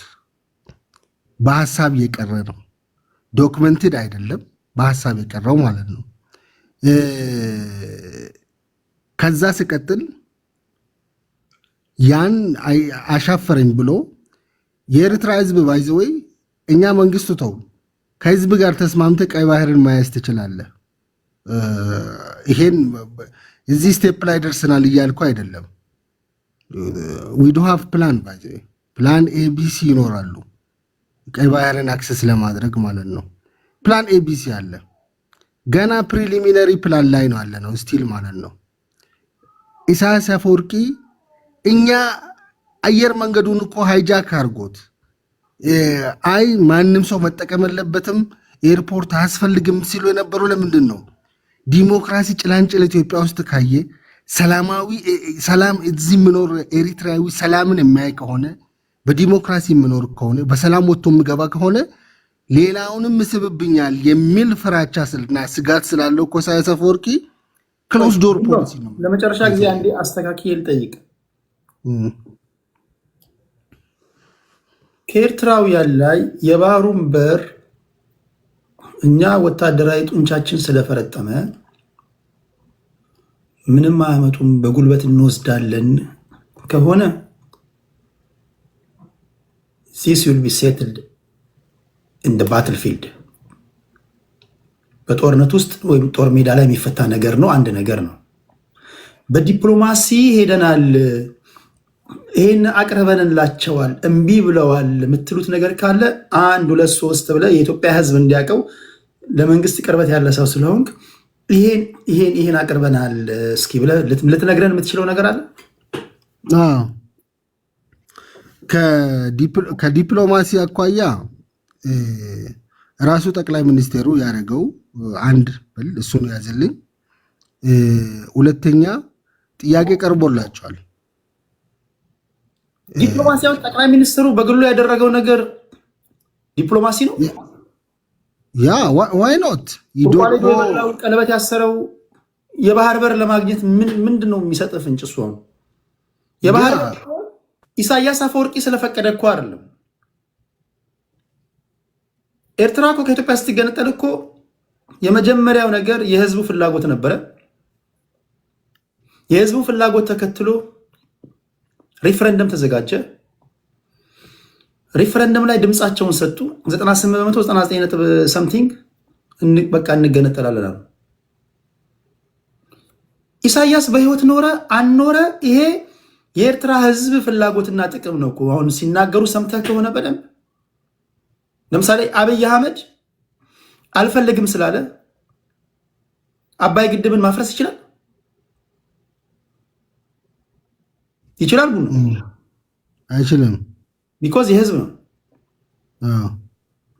ኢሳያስ አፈወርቂና አብይ አህመድ ቀለበት ስለተሳሰሩ የባህር በር ያገኛሉ ማለት አይደለም። ከዛ ይልቅ በኤርትራ በኩልም ያሉ ፍንትው ያለ ነገር እንዲያገኙ፣ በኢትዮጵያ በኩልም ያሉ ሰዎች ፍንትው ያለ ነገር እንዲያገኙ እንደው የምታውቁት ነገር አለ ወይ?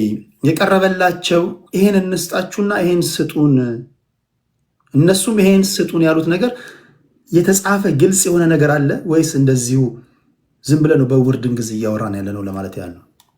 ከዛ ቀጥለን እንዳልከው ነው። በእርግጥ ይሄ በጣም ክሊር ከት የሆነ ሜሞራንደም እንትን ተዘጋጅቶ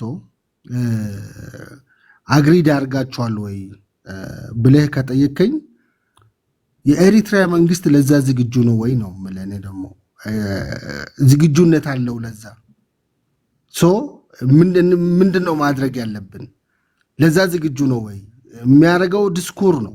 ዲስኮሩን አይደለም እንዴ ይጽፋሉ። ከኛ በኩል የሚያሉት አምባሳደሮች ይጽፋሉ። ተከልክለዋል። ባይዘው ይጽፋሉ። እንደዚህ ይሁን ይሄ ነው እንደዚህ ካረጋችሁ ይሄን እናደርጋለን ብሎ ግለሰብ ነው ባይዘው ፐርሰናል የራሳቸውን ፐርሰናል ነው እንጂ ፓርቲውን ወክሎ አይደለም የሚጽፈው። እኛ ከኤርትራ ህዝብ ጋር የምንዋጋበት እንትን የለም። ምንም ለዛ የሚያደርሰን ነገር የለም። ቀይ ባህርን መጠቀም ካለብን እንጠቀማለን። ባይ ፎርስ አይደለም፣ ኢንተርናሽናል ለው ስላለ ማለት ነው። በዩናይትድ ኔሽን ኮንቬንሽን ስለምፈቀድልን በዛ ልክ መጠቀም እንችላለን። ይሄ ፎርስፉሊ ህጉም ስለምፈቅድ እንዴት አድርገን ነው መግባት ያለብን? እሺ ኤርትራ ከሆነ ከነማን ጋር ነው ማውራት ያለብን? ከመንግስቱ ጋር አይደለም እንዴ? ከኤርትራ መንግስት ጋር እኮ ነው የምናወራው ለመጠቀም ማለት ነው።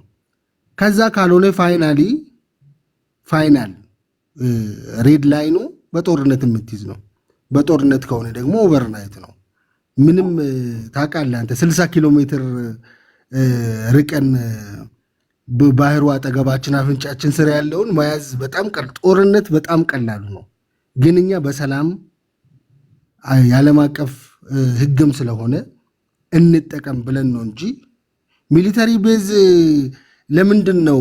ለምሳሌ ጠይቀሃል። ሚሊተሪ ቤዝ ለምን አስፈለገ?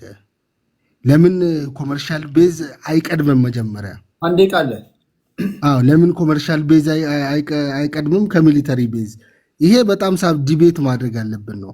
ይሄን መወያየት እንችላለን። የኢትዮጵያ ሰላም ነው የሚቀድመው? ሰላምና ደህንነታችንን ማስጠበቅ ነው የሚቀድመው ወይስ ኮመርሻል እንትኑ ነው የንግዱ ነው የሚቀድመው የምለውን በደንብ ይሄን ኦፕን አድርገ ነው መወያየት እንችላለን። ይሄ በጣም ጊዜ ሊፈጅ ይችላል ብንጀምረው ማለት ነው። ሌላ አንድ ወንድም ያቀረበው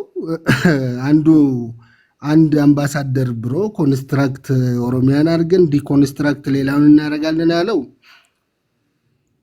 በእርግጥ በጣም ትክክል ነው። እሱ አገርንም እየሸጠ ያለው ጭራሽ ደግሞ አገርንም የሚቀይር አለ እኮ ኢትዮጵያዊ ነኝ እያለ የሌላ ሀገር ዜጋም ማለት ሀገርን እየሸጠ እያዋጣ ያው ብዙ ነገር ስለምናቅ ያው ስለ አንተ ባላወራ ነው ደስ የምለኝ። ግን ኮንስትራክት ባረግ ኢትዮጵያ ውስጥ ያለችውን አንድ ክልል ስለሆነ የኢትዮጵያ ማዋጮ ስለሆነች ምንም ችግር የለውም ኮንስትራክት ቢያደርግም ኦሮሚያም ማለት ነው። ምክንያቱም አንተ ሀገርን ዲኮንስትራክት እያደረግ ማንነትን ዲኮንስትራክት እያደረግ እሱ ደግሞ ያን ቢያደርግ ምንም እንትን የሚባል ነገር አይደለም ለማለት ነው። አመሰግናለሁ። ቴንኪው ቡኖ። ኢስማ አለህ? ሰላም ቴዲ፣ ይሰማል? ይሰማል ወንድሜ። 7 ደቂቃ አለ። በጣም ጥሩ። በአጭሩ ለመናገር ሞክራለሁ በተሰጠኝ ደቂቃ። ምንድነው መሰለህ ይሄ አሰብ በተባለው ጉዳይ ላይ ኢትዮጵያ ለብዙ ሺህ ክፍለ ዘመን ከቀይ ባህር ርቃ አታውቅም። እውነቱን ለመናገር ይሄ ታሪክ ደግሞ ማን ነው ታላቁ ደራሲ በዓሉ ግርማ ብዙ ነገር ብሎልናል። ገባ? ምናልባት የኛ ችግር ኤርትራና ኢትዮጵያ እርስ በርስ ተገዳደሉና ከቀይ ባህር ራቅን ካልሆነ በስተቀር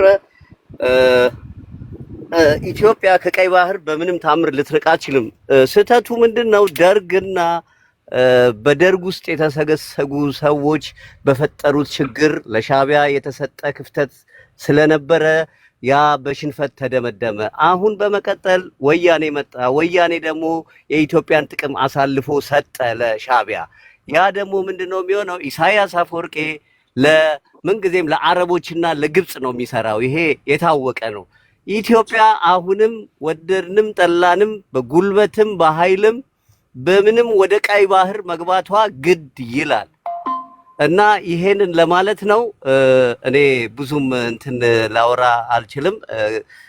ግን ይሄ ነው ኢትዮጵያ የምትባል ሀገር ለረጅም ዓመታት ቀይ ባህር ላይ የነበረች ሀገር ነች። አሁን ዛሬ እነመለስና እነ ኢሳያስ ወይም አረቦች በፈጠሩልን ቦይ ደርግ በፈራው ስህተት ነገሮች ሁሉ ተበለሻሽተው ነው እንጂ ኢትዮጵያ የቀይ ባህር አካል ነች። ምንም ጥርጥር የለውም። ይሄንን ለማሳወቅ ነው። አመሰግናለሁ። እሺ ከልብ አመሰግናለሁ ኢስማ። ወደ ማይኮ እንሄዳለን። እሺ ማይኮ 7 ደቂቃ አለ። እሺ ቴዲ ቴንክ ዩ። ያ እኔ ቴዲ ማይኮ አይደለም እኮ እኔ ነበር። አንተ እሺ አይ ለማይኮ መልስ አልመለስኩም። ቅድም ጥያቄ እሺ ማይኮ እኔ ምን እንደሆነ ግን አናውቅም። በታሪክም ኢትዮጵያ እና ኤርትራ እንደሆነ አናውቅም አለ ታሪኩ ወይም አላነበበም ወንድሜ ማይኮ። ክርስቲያን ኮንክ መጽሐፍ ቅዱስ ድምጽ ጥራት አለው። ሃይማኖት በሃይማኖትም ብትሄድ ማለት ነው ኢትዮጵያ ትልቅ ሀገር መሆኑ ኤርትራ የኢትዮጵያ አንድ ሆኑ ማለት ሀበሻ የተባለ ትልቅ መሆኑ በእስልምናም በክርስትናም አለ። አንተ ግን ታሪክ አታውቅም መስለኝ። እስላሞች ብትወስድ ሀበሻ የተባለ ሀገር ትልቅ የተቀደሰ ሀገር መሆኑ ያስቀምጣል። ክርስትናም እንደዛ ማለት ነው። አንተ ግን አንድ ሆነን አናውቅም ስትለኝ ወይም ታሪክ አታውቅም የ30 ወይም 40 ኦፒዲዮ ድምጽ ጥራት የለውም። ንፋስ ወንድሜ ንፋስ ያለው ወደ ውጭ ነው ያለው። ውጭ ካለ አንዴ ቤት ግባ። ውጭ አይደለም ውስጥ ነኝ ወንድማችን ማይክ እኮ ይሰማል አይደል? አሁን ይሰማል። ኢትዮጵያና ኤርትራ አንድ ሆነን አናውቅም አለ እኮ። እንዴት ይሄ ሀሳብ ከየት መጣ? አሁን ኢትዮጵያ ትንሽ ናት፣ ኢትዮጵያ ታሪክ የላትም፣ የጋራ ታሪክ የላትም እኛዎቹ ምሎ ሀሳብ ውስጥ ያመጣ ነው እንጂ ኢትዮጵያ በክርስትናም በእስልምናም የፈለግ እስላም አሁን መሐመድ እዚህ አለ። ሐዲሶች ብታይ ሀበሻ የተባለ የተቀደሰች ሀገር መሆኑ ሃይማኖት ውስጥ ጠልቀህ ብዙ አትግባ። የሃይማኖቱን ጉዳይ ለሃይማኖተኞች ስለምንተው አይ ታሪክ የለንም ስላለኝ እኮ ነው መልሱ ለመመለስ ነው እንጂ ስለ ሃይማኖት ማንሳት ፈልጌ አይደለም። ሃይማኖትም አንድ መሆኑ አገሪቷ የቆየ መሆኑ እኮ ነው መግለጽ የፈለኩት። ሌላ ነገር እኮ አይደለም። አገሪቷ ኢትዮጵያ አንድ ታሪክ የለንም አለ። እኛ እኮ የኤርትራን ህዝብ እኮ ህዝባችን ነው ተጎዳ። 27 ዓመት እስር ቤት ነበራችሁ፣ ከእስር ቤት ውጡና ወደ ዓለም እንቀላቀል እኮ ነው እየተባላችሁ ያለ። አሁንም እኮ እስር ቤት እኮ ነው። አብይ እኮ ነው የቁፍሮ ወጣው። አሁንም በቃ አልወጣም። እንደዛ ተቀመጠ። እነሱ እስር ቤት ሆኑ፣ ገሃነም ሆኑ፣ ገነት ሆኑ፣ ሉዓላዊ ሀገር ናቸው። አንተ ኢትዮጵያዊ ሀገር ናቸው። የእነሱ ሀገር እኮ አልካድኩም እኮ። አሁን ከኤርትራ በላይ ኤርትራ ህዝብ ከኤርትራ በላይ አሁን ለምሳሌ ወደውና ፈቅደው ከፈለጉ ገሃነም ውስጥ መኖር ከፈለጉ ገነት ውስጥ መኖር የነሱ ነው ምርጫቸው አይደል? አንተ ለምሳሌ እየኖርክ ያለው ወደና ፈቅደ የመረጥከው ፕሬዚዳንት አለ ወይ ጠቅላይ ሚኒስትር አለ። ስለነሱ አውቅላቸዋለሁ ማለት ራሱ ይሄ የሀገርን ሉዓላዊነት መጣስ አይደለም? ስለነሱ እኮ አይደለም እኔ ስለነሱ እነሱ እኮ ኢትዮጵያ ውስጥ እኮ ነው ያለው አሁን በብዛት። አሁን ማይኮ ወታደሩ ምናምን ከሆነ ኤርትራ ውስጥ ይኖራል እንጂ ማለት ነው እንዳለ የተሰደው ኢትዮጵያ ውስጥ ነው የሚኖሩት፣ የሚሰሩት፣ ኢንቨስትመንት እዚህ ነው የሚያደርጉት። ጥያቄ አንተ ምን ይመለከታል? እስር ቤት ሆኑ ነፃ ሆኑ፣ አንተ ምን ቤት ነህ? ለኤርትራውያን የምታስብ ወንድማችን ስለሆኑ ነው። አሁን እኮ እኛ እያለን ያለው እኮ የኤርትራ ህዝብ ተጎዳ 30 ዓመት ታሪክ የለንም እያለ ያለው ወንድሜ በ30 ዓመት ውስጥ የተሰራበት ከዓለም ነው ያወጡት ቲፔሌፎቹ ማለት ነው። ኢትዮጵያ ውስጥ ያለው እኛ ጋር እንዳይኖር አደረጉ።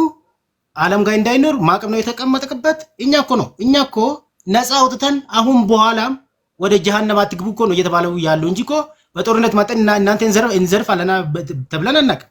እንደዛ ያለ ሀሳቡም የለንም እኔ በራሴ ማለት ነው። ግን ያ መንገድ በዛ ኢትዮጵያ የማይጠቀም ከሆነ ለማንም አይጠቅም። ስለዚህ እነሱ ኢትዮጵያ ያ መንገድ ከተጠቀመች እነሱ ተጠቃሚ ነው፣ ተጎጂ አይደለም። ከተቀመጠ ግን እነሱ ስደተኛ ነው ማለት ከአሁኑ በላይ ማለት ነው። ስለዚህ ከእስር ቤት እናውጣ ነው እነኚህ ሰዎች። አብያውን የተጀመረ ፕሮሰስ መንገድ ላይ ቆመ። ኢሳያስ የተባለ እኮ ሙሉ ዓለም እኮ ነው የተፈረደበት። ለምን ሰውዬ ወደ ኋላ ቀሪ ስለሆነ ዓለም ጋር መሄድ ስለማይችል የተፈረደበት ሰው ነው። እኛ ያ ሰው ነው ከእስር ቤት አውጥተን ህዝቡም ከእስር ቤት አውጥተን ኑ ወደኛ ተቀላቀሉ፣ ወደ ዓለም ተቀላቀለ ተባለ። ተቀላቀሉ፣ በሰላም እየኖሩ ነው አሁን ኢትዮጵያ ውስጥ ማለት ነው። ባለሀብት አሁን ኢትዮጵያ ውስጥ ናቸው። እነሱ እንደፈለገ ይስራ ኑ እኛ ጋር የሸኪሶ ወርቅና ስራ እኮ እየተባለ ያለው እኮ ማይኮ ማለት ነው። አንፈልግም እያለ እኮ ነው ጭፍና ሆኖ እና ኢትዮጵያ ቴሌኮም ውስጥ ግባና ሼር ውሰድ እኮ ነው እየተባልክ ያለው ወንድሜ። ሌላ ነገር እኮ አይደለም እየተባልክ ያንተ እኮ 30 ዓመት ዝም ብሎ ተቀምጠቆ ምንም አይጠቅምም እኮ። ይሄ ጥሪ ሲደረግል ጦርነት ፈላጊ ነው ብላ የሆነ ግብጽ ጋር ምናምን አድርጌ ኢትዮጵያ እንደዚህ የኢትዮጵያ ህዝብ የኤርትራ ህዝብ ህዝቤ ነው ወንድማችን እንዳላ ታሪክ የለንም የጋራ አንድን የሚያደርገን ነገር የለም እንደሚለው አይደለም። እኛ ጦርነት እንፈልጋለን መንግስት ሲለ ሰምተን አናውቅም። እኛ ሶማሌ ሄደን ከሶማሌ ጋር ጥሩ ነገር ስንፈጠር የሚናደዱ ለምን እንደሚቃወሙት እነሱ ነው ግራ ይገባል። እኛ እነሱ ሀገር ከሆነ እኛ ከሶማሌ ጋር ከጅቡቲ ጋር ከጎረቤታችን ያለን አገራት ጋር እኛ ጥሩ ነገር ከሰማ የሚናደዱት እነሱ ነው። ለምን አልተጠቀማችሁ እያሉ እኛ ስንመጣ የሚቃወሙት ማለት ነው። ይሄ እኮ ነው እና ኑ ወደኛ ተቀላቀሉ፣ ወደ ዓለም ተቀላቀሉ። ኢትዮጵያ የእናንተ ሀገር ነው፣ ኤርትራም የኢትዮጵያ አካል ነበረች። ግን በስህተት እንደዛ ሆነ። አሁን በኋላ እኛ አንድ ሆነን አብረን መቀጠል ይቻላል ነው እየተባለ ያለ። ይሄ ግን ደስ ብለ መቀበል ያለብን ነው። እነኚህ ግን ወደ ኋላ ቀሪዎች በድሮ ጭንቅላት የሚያሰቡት ከዓለም ያወጡት ወደ ዓለም እየቀላቀልና አሁን በኋላ ማለት ነው ወደ ጀሃነም እየገቡ ነው። ይግቡና እኛን በእግራችን ሄደን የነበረ አሰብ የኛ ነው የኢትዮጵያ ህዝብ መሆኑ ዓለም ሁሉ ታውቃለች። ወንድማችን ግን ታሪክ ማያውቅም ህግም ማያውቁም እኮ እነኚህ ሰዎች። ህግ ቢያውቁ እኮ ችግር የለም እኮ ያ ዓለም ህግ ምን ይላል፣ በህግ እንዴት ተጠቃሚ መሆን ይችላል፣ እኛስ ምንድነው ብለው ህግ አያነብቡም እኮ ምንም ስለማያውቁ ማለት ነው።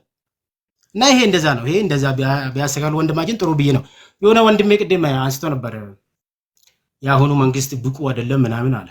ይሄ ኢትዮጵያ መንግስት ብቁ አይደለም ምለው ወንድማችን ብቁ የሆነ ሰው አሁን አስተማሪ የሆነ ተማሪ ጎበዝ ተማሪ የተባለ ውጤታማ የሚሆነው በእሱ የተማረበት መንገድ ነው። ኢትዮጵያ መንግስት አሁን ውጤታማ መሆኑ ጎበዝ መሆኑ ዓለም ሁሉ ነው እየመሰከረለት። አሁን ይሄ የኤርትራ መንግስት ጎበዝ ብሎ ነው የሚያምነው ሲያወራ ማለት ነው። ኢትዮጵያ መንግስት ግን ዓለም ላይ እውቅና ያለው የተሸለመው ያልተሸለመ የለም አሁን የኢትዮጵያ መንግስት ማለት ነው። ይሄ ግን የአሁኑ ወንድማችን 27 ዓመት ኦሮሞ ሀገር መስተዳደር አይችሉም ብሎ ብላክቦርድ ላይ ቲበሌፎቹ ሲያስተምሩ የነበሩ ሐሳብ ይዞ አሁንም እዛ ነው አለ። ትንሽ ነቃ ብትል ከዛ ብትወጣ ትንሽ አይችሉም እከሌ አይችሉም ይሄ ዘር አይችሉም እንደዛ የሚለው እኮ ዶንቆ እኔ ምን ብዬል እዚህ ላይ ስድቡም ስለማይፈቅድብኝ አይፈቅድልኝ ማለት ነው። እኔ እከሌ አይችሉም ያ እከሌ ዘር እንደዚህ ነው። ይሄ እኮ ወደ ኋላ ቀርነት አሁን በአሁኑ ዘመን በዚህ ዘመን አንተ እነ እከሌ አይችሉም እነ ያ ዘር አይችሉም ማለት እኮ ትንሽ ይከብዳል እኮ ትንሽ እንደ ሰው ራሱ ብታስብ ማለት ነው። እንዳውም ሄዶ እኮ ኢትዮጵያ መከላከያ አሁን የለም ኃይል የለም ምናምን ሲሉ እኮ ነው የነበሩት። የኤርትራ መከላከያ ጎበዝ አድርጎ መጨረሻ ላይ ያለው እኮ የመከላከያ የኤርትራ ወታደር እኮ ነው በዓለም ራሱ ማለት ነው። ኢትዮጵያ እኮ 5ኛ ነው እኔ የምናውቀው። ይሄ ዓለሙ ላይ የመሰከረለት የሚካዱት ወንድማችን ወደ ሀገሬ ብትመለስ ወደ ሀገሬ ኢትዮጵያ ድሮ እናንተ የምትላችሁ እናንተ ብቻ ስታስተዳደሩ እኮ አይደለም። ኢትዮጵያ ማለት ሁሉም ብሔር 80 ምናምን ብሔር አላት አይደል? እሱ ሁላ ብሔራችን ነው ወንድማችን ነው ብለህ ስታስብ ነው እንጂ አንተ ብቻ የምታስተዳደረው ኢትዮጵያ አሁን በኋላ አትኖርም። እኔም አንተም አብረን የምናስተዳደረው ኢትዮጵያ ልኖር ትችላለች። እና እንደዛ ከዛ ነገር ብትወጣችሁ ጥሩ ነው ማለት ፈልጋለሁ። እዚህ ላይ ብናቆም ጥሩ ነው።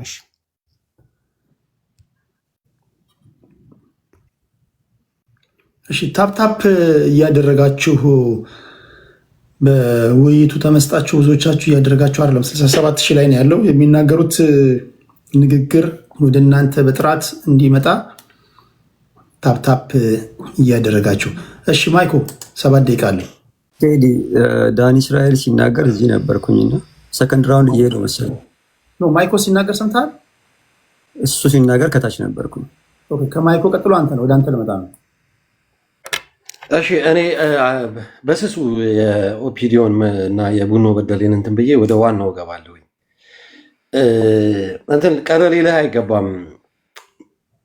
ከኢትዮጵያ ጋር ታሪክ የለንም ስል ቀረሌ ላይ አይገባም። ታሪክ ስለሌለን ነው። if we talking about Abyssinia በአክሱማይት ኪንግደም ጊዜ እሱንም ደግሞ የተወሰነ ኖርዘርን ኢትዮጵያ ትግራይ ላይና ከአማራው ህብረተሰብ ጋር የነበረን ታሪክ አለ።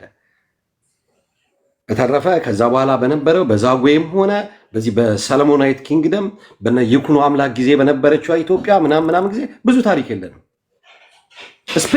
ስፔሻሊ ደግሞ ሳውዘርን ኢትዮጵያ ጋር በታሪክ ምንም አይነት ግንኙነት ኖሮን አያውቅም። ያኔ በነበረችዋ አቢሲኒያ ያ ህብረተሰብ አቢሲኒያ ውስጥ ተካቶ አልነበረም። ካለንም በአክሱማይት ኪንግደም ጊዜ ታሪክ ከነበረንም በትግራይ በኩልና በተወሰነ መልኩ ደግሞ ከአማራው ህብረተሰብ ጋር ያ አክሱማይት በሚባለው እንትን ውስጥ የነበረን ነው። አዶ ነው ብዙ የደቡብ ልጆች በዛ ሰዓት ላይ አክሱማይት ኪንግደም ውስጥ ከነበራችሁ እንግዲህ ተሳስቻለሁ ማለት ነው። ግን ስላልነበረ ነው። ቡኖ በደሌ ወጣ ገባ እያልክ ምናምን በስተመጨረሻ ላይ ጦርነት ውስጥ ከገባን ብልሃል። በመጀመሪያ ላይ ግን ቀለበት አስረው ምናምን የምትለው ነገር አለ። ምንም የተለየ ነገር የለም። ያው አብይ ዝም ብሎ የዩናይትድ አረብ ኤምሬቱንም ቀለበት አስሮለታል። እሱንም የሳውዝ አፍሪካው ላይም እየሄደ ይጠመጠምበታል። እና አብይ እንደዚህ አይነት ባህሪ ሊኖረው ይችላል። ከኢሳያስ አፈወርቂ ጋር ግን ያደረጉት አንድና አንድ ኢትዮጵያ የባህር አክሰሱን እንድትጠቀም፣ ኤርትራውያኖች ደግሞ የኢትዮጵያ የአየር አክሰሱን እንድንጠቀም ነው የነበረው። ኢሳያስ አፈወርቂ ቃሉን አክብሮ ለእያንዳንዱ ኤርትራውያኖች ጥሪ ቀርቦልን ከዛ በፊት በተለያየ አየር መንገድ እንጠቀም የነበረን ሰዎች ፉሊ ኤርትራዊ ሙሉ ለሙሉ ኢትዮጵያ ኤርላይንስን ባካፕ እያደረግን ሙሉ የኢትዮጵያ አየር መንገድ ተጠቃሚ ሆነን የነበረው። በኢትዮጵያ ሳይድ ግን ባህሩን መጠቀም አልፈለጋችሁም። የኤርትራ መንግስት $156 ሚሊዮን አውጥቶ የአሰብ ሪፋይነሪንና ሙሉ ኮንስትራክሽኑን ኢንፍራስትራክቸሩን በስነስርዓት አድሶ፣ በኢትዮጵያ ሳይድ ግን ምንም የተሰራ የለም። ብዙ ኮንስትራክሽኖችን ስናፋጠን እናያለን። በአሰብ በኩል ግን ምንም አይነት ኮንስትራክሽን አድርጋችሁ ወደ ስራ ለማግባት ያደረጋችሁ ጥረት የለም። ኦል ኦቨር ሰድን ግን ከአብይ አህመድ በኩል የመጣው ምንድን ነው? አሉላ ፈረሱን ያጠጣበት ምናምን የቀይ ባህር የይገባኛል ጥያቄ ነው። ያንን ደግሞ ብዙ የብልጽግና ደጋፊዎች ነው አብይ ይሄን አይደለም ሲል የነበረው ምናምን ስትሉ ለረጅም ጊዜ የቆያችሁ ሰዎች ሩድዋን ሁሴን ወጥቶ ድምቅ አድርጎ ተናግሮታል። በሚኒሊክ ጊዜ ስህተት ተሰርቷል። በኃይለሥላሴ ጊዜ ያ እድል አምልጦናል። በአሁኑ ግን ይሄ እድል ሊያመልጠን አይገባም። የባህር አክሰሱ ላይ ማለት ነው። ያ ነገር በሚኒሊክ ጊዜና በቲፒኤልኤፍ ጊዜ የነበረው እድል አመለጠን የሚለው ከጅቡቲ ጋር አይደለም፣ ከሱዳን ጋር አይደለም፣ ከኤርትራ ጋር ነው። አሁን ላይ ደግሞ የፊልድ ማርሻሉ ወጥቶ የራሳችን የሆነ አክሰስ ምናምን በጣም ብዙ ነገር አንዳንዴ ብልጽግና እየወጡ የሚያወሩት አንዱ የሚያወራው አንዱ አያወራውም። አንዱ ጦርነት ይፈልጋለሁ ይላል። የውጭ ጉዳይ ሚኒስቴሩ ይመጣና እኛ ከኤርትራ ጋር በቃላትም ቢሆን አይደለም በሌላ በቃላትም ጦርነት አንፈልግም ይላል። አንዱ ከአንዱ የሚያደርጉት ነገር ፍጹም የሚጣረስ ነው። ደፈር ብሎ ድምቅ ባለ ሁኔታ እንደዚህ እንፈልጋለን የሚል የለም። የአሰብን ወደን በእንደዚህ አይነት ሁኔታ ድምቅ አያደርጉትም። ፈራ ተባ በማለት አንድም በማስፈራራት አይነት ነገር ነው፣ ሌላም ዲፕሎማሲያዊ መንገድ በሚመስል በኩል ነው። ፍጹም ምንም ግራ በሚያጋባ ሁኔታ ነው። እኔ እንደ አንድ ሀገር መሪ ፍላጎቱን መግለጽ የሚያቀታቸው ምንድን ነው? ፍላጎታቸው በስነ ስርዓት ቁጭ ብለው መደራደር የማይፈልጉ ምንም ግራ የሚያጋባ ስለሆነ በኤርትራ በኩል የወሰድነው እርምጃ አለ። የተለያዩ የኢትዮጵያ ሚኒስቴሮች፣ ኃላፊዎች አንዳቸው ወደ ጦርነት በኩል ውስጥ ማለት ይሄ ደግሞ እንትን የሚሉት ነገር አለ። ይሄ የሴራ ፖለቲካ የኤርትራ ተቋሚዎችን ኢትዮጵያ ውስጥ አሰልጠነን ብርጌድ ንሓመዱን እንደዚህ ያስገብተን እንደዚያ ሬጂም ቼንጅ አድርገን ይላሉ። ብዙ ነገር ያደርጋሉ። እሱንም ሲገፉበት አታያቸው። ሁሉ ነገር ፌል ያደርጋል። ሶፋር በኤርትራ በኩል እኛ ይሄ ጦርነት አስፈላጊ አይደለም ስንል ቆይተናል። ግን አሁን ላይ ላለው ለኢትዮጵያ መንግስት ሲምፕል የሆነች ሆምወርክ ሰጥተነዋል። ጦርነት ውስጥ ከመግባቱ በፊት ኢትዮጵያ ውስጥ ያሉ ካሉ ብሔር ብሔረሰቦች ጋር ከትግራይ ጋር ጽምዶ በሚል ከአማራው ህብረተሰብ ጋር አማራውና ትግራይ ፍጹም ወደ ጦርነት ውስጥ በወልቃይትም ሆነ በራያ እንዳይገቡ ሰላም እንዲፈጥሩ አድርገናቸዋል። ተበታትኖ የነበረውን የፋኖ ኃይል ወደ አንድ እንዲመጣ አድርገነዋል። ከእንግዲህ በኋላ በወልቃይትም ሆነ በራያ የሚጣላ አማራም ሆነ ትግራዋይ አይኖርም። ይሄ ለአብይ የስልጣን ማራዘሚያ ስለሆነ ወልቃይትና ራያን ካሽሚር አድርጎ ቁጭ ብሎ እርስ በርሳቸው ካጨፋጨፈ በኋላ ወደ ኤርትራ ለመምጣት የሚሄድበት እንትን ስለሆነ ሁለተኛ ያ ነገር አይፈጠርም። እስኪ አንድ ጥያቄ ልጠይቅ። ኤርትራ ሉዓላዊ ሀገር ናት። ታፕታፕ እያደረጋችሁ ኤርትራውያን ካልሆነ ኮመንት እንዳታረጉ ብሎክ ላደረጋችሁ ነው። ብሎክ ማለት በሰብስክሪፕሽን ነው ኮመንት የምታደርጉት። ከዛ በፊት ታፕታፕ እያደረጋችሁ እዚህ ጋር የምታዩትን ጊፍት ጋለሪ እየሞላችሁ ሰብስክራይብ እያደረጋችሁ እዚህ በነፃ ኮመንት የምታደርጉትን ልዘጋባችሁ ነው። ታፕታፕ እያደረጋችሁ ከዛ ባንዲራችሁ ማስቀመጥ ትችላላችሁ። በኢትዮጵያም በኤርትራም በኩል ያላችሁ ቢያንስ እንዳይቆራረጥ ታፕታፕ በማድረግ ተባበሩ።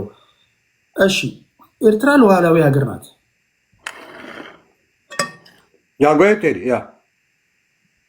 ለምሳሌ አንድ የኢትዮጵያ ውስጥ ያለ ፖለቲከኛ በኤርትራ ጉዳይ ላይ ቅድም የነበረው ኦፒዲዮ ወንድማችን የኤርትራ ሕዝብ ከፈለገ እስር ቤት ውስጥ መኖር ፈልጋለሁ ከኢሳያስ አፈወርቂ ጋር ካለ ወዶና ፈቅዶ ባደረገው በመረጠው ነገር ላይ ጣልቃ መግባት ትክክል አይደለም። አንድ ነገር ሉዓላዊነት መጣስ ነው ብዬ ስጠይቀው ሰምተሃል። አንተ ደግሞ ስትናገር ቃል በቃል ፋኖና ቲፒኤልኤፍ ልዩነቶቻቸውን አጥብበው በአንድ እንዲቆሙ ረድተናቸዋል የሚል ንግግር ተናግራል። ከሰዓታት በፊት የኤርትራው መንግስት ቃል አቀባይ የማነ ገብረ መስቀል የብልጽግና ፓርቲ ባለስልጣናትና ተሳዳቢዎቻቸው በአሁኑ ወቅት እያንጸባረቋቸው ያሉት መከራከሪያዎች ከመሰረታዊ አመክንዮና ቀላል ከሆኑ ዓለም አቀፍ ህጎች፣ ድንጋጌዎችና ከዲፕሎማሲያዊ መርሆች ያፈነገጡ ናቸው በማለት ከጻፈ በኋላ ምን አለመሰለ ወርዶ የብልጽግና ፓርቲ ባለስልጣናትና ተሳዳቢዎቻቸው ኤርትራና ኢትዮጵያ እንደገና በጀመሩት ቅርርብ ግራ መጋባት ይታይባቸዋል ይላል። ያ ትክክል። ምን ማለት ነው? የብልጽግና ፓርቲ አገር እያስተዳደረ ያለ ፓርቲ ነው። እናንተ ሉዓላዊ ዳር ድንበራችሁን አስጠበቃችሁ ያላችሁ ፓርቲዎች አገር ናችሁ። ሻዕቢያ ሀገሩን እያስተዳደረ ያለ ፓርቲ ነው። ያለ መንግስት እውቅና ከየትኛው ኢትዮጵያዊ ጋር ነው ግንኙነት የምትፈጥሩት? ምን አለ መሰለህ ቴዲ፣ አሁን ኢትዮጵያ ሲባል ሪስፖንሲብል የሆነ ገቨርንመንት ለህብረተሰቡ ፍጹም ታማኒነት ያለው ኢትዮጵያን እንደ አንድ አድርጎ ማሻገር የሚችል መንግስት ሲኖር መንግስት ብለነው ከሱ ጋር እንሄዳለን። ኢትዮጵያ ብሎ ስልጣን ላይ ቁጭ ብሎ ኤርትራን ለመበታተን የኤርትራ ተቃዋሚዎችን አዲስ አበባ ከተማ ላይ ብርጌድ ንሓመዱ ብሎ እነሱን ወደ ኤርትራ እንዲዘምቱ አዲስ አበባ ላይ ያሉ የኤርትራ ስደተኞችን የብርጌድ ንሓመዱ አባል ካልሆናችሁ እያለ የሚያስር የአፋር ሰዎችን 2700 የአፋር ተዋጊዎች ወደ ኤርትራ ከ3 ሳምንት በፊት እጅ ሰጥተዋል። በአንድ ጀነራል የሚመራ ገብተዋል ያሉት። እነዚህን እያስታጠቀ ሀራ መሬት ተብሎ ከትግራይ ደቡባዊ ትግራይ በሚባል ቦታ በነጌታቸው ረዳ በኩል የሚመራ በነ የአረና መሪው የነበረ በነሱ የተሰባሰበ በነ ጀነራል ጻድቃን በነ ጀነራል ጆቤ አበበ ተክለ ሃይማኖት ቅንጅት ፍጹም ወደ ኤርትራ ላይ ጦርነቱን ሊያዘምት የሚደራጅን ድርጅት እንደ አንድ እንደ ፓርቲ እንደ ብልጽግና እንጂ ኢትዮጵያን እንደሚመራ ለኛ ኢትዮጵያዊ ጠላታችን አይደለም። ጠላታችን በአሁኑ ሰዓት ላይ ብልጽግና የሚባል ፓርቲ ነው። የኦሮሞ ህዝብ ጠላታችን አይደለም። የአማራ ህዝብ ጠላታችን አይደለም። የትግራይ ህዝብ ጠላታችን አይደለም። ብልጽግና የሚባል ፓርቲ ስልጣኑን ለማራዘም ሲል ኢትዮጵያ ውስጥ ፍጹም ኬዎስ እየፈጠረ አንድ ኢምፓየር መሰረታለሁ ባህር አመጣለሁኝ የሚል ጀግንነት የሚሰማው አንድ መሪ ነው ይህን እያደረገ ያለው። ይሄ ደግሞ ለኛ እንደ ኢትዮጵያን ወክሎ ኢትዮጵያን ጠላት ልናደርግ አንችልም። ስለዚህ ጦርነቱንም ብንጀምር የኢትዮጵያን ህዝብ ሊጎዳ በማይችል መልኩ ብልጽግና የሚባለውን ፓርቲ ልናፈርሰው እንችላለን እንጂ እንደ ፍጹሙ ፉል የሆነ ጦርነት አድርገን ኢትዮጵያን ሊያፈራረሳት በሚችል መልኩ አናደርገው። ለምን? ይህ ፓርቲ ለኢትዮጵያ ውድቀት ኢትዮጵያን ለመበታተን ጊዜ ሲሰጠው የራሱን የሆነ መንግስት ሊመሰርት የተዘጋጀ እንደሆነ ሙሉ የሆነ እኛ እንትናለን። ስለዚህ ፍጹም ኢትዮጵያን ወደ ውድቀት ውስጥ ሊከት የሚችል ጦርነት አናደርግም። እሱንም ጦርነቱን እሱ ከጀመረው ነው።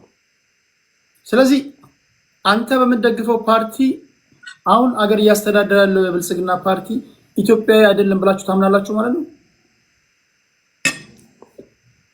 አገሩን እያስተዳደረ ያለው ፓርቲ ኢትዮጵያን ለማስተዳደር ሪስፖንሲብል የሆነ አይደለም።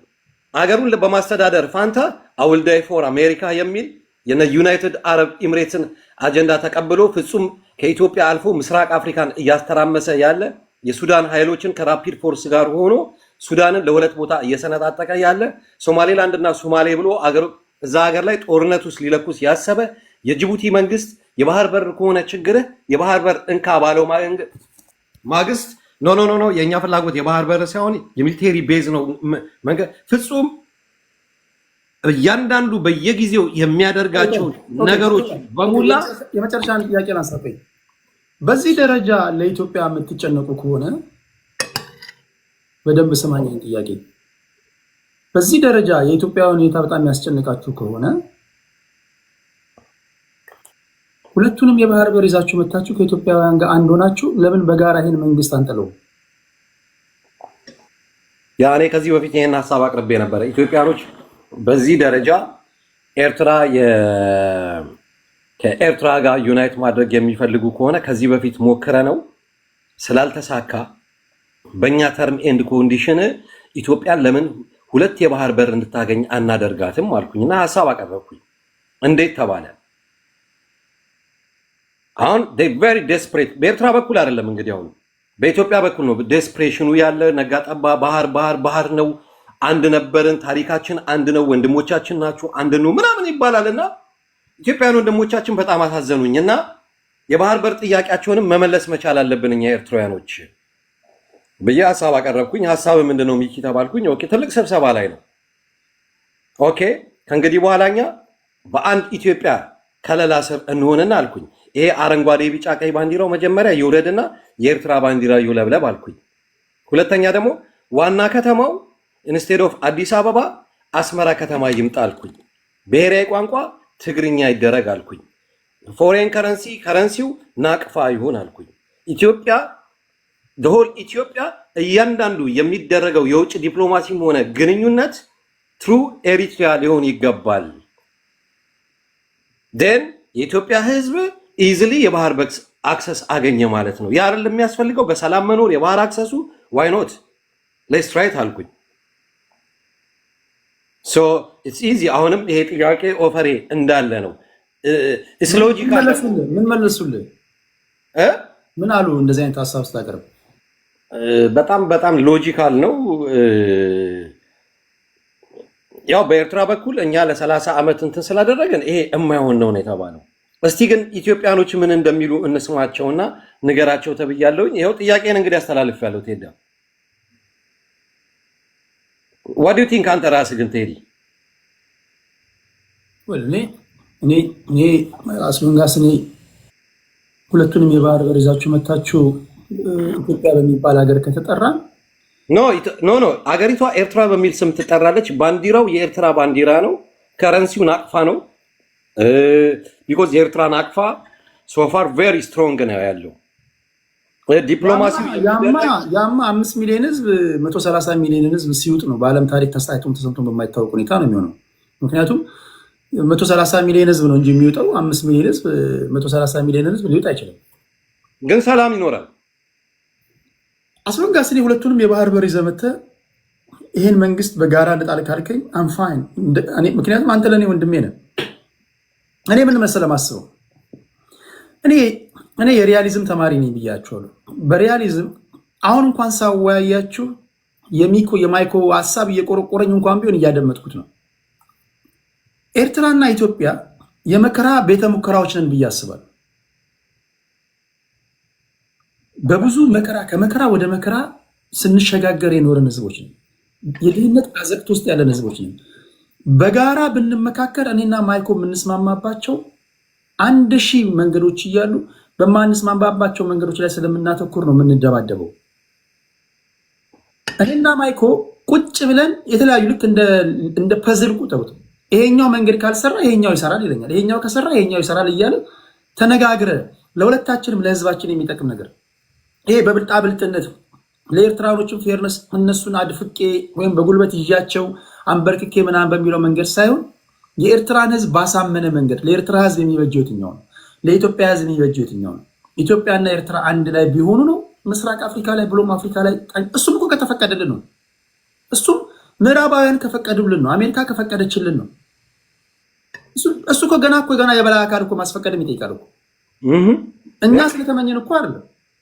ለምሳሌ እኔና ማይኮ እንደ አንድ ኤርትራና እንደ ኢትዮጵያ እጅ ላይ ተያይዘን እንስራ ብንል አሜሪካ ማን ፈቅዶልን ነው ልትል ትችላለች።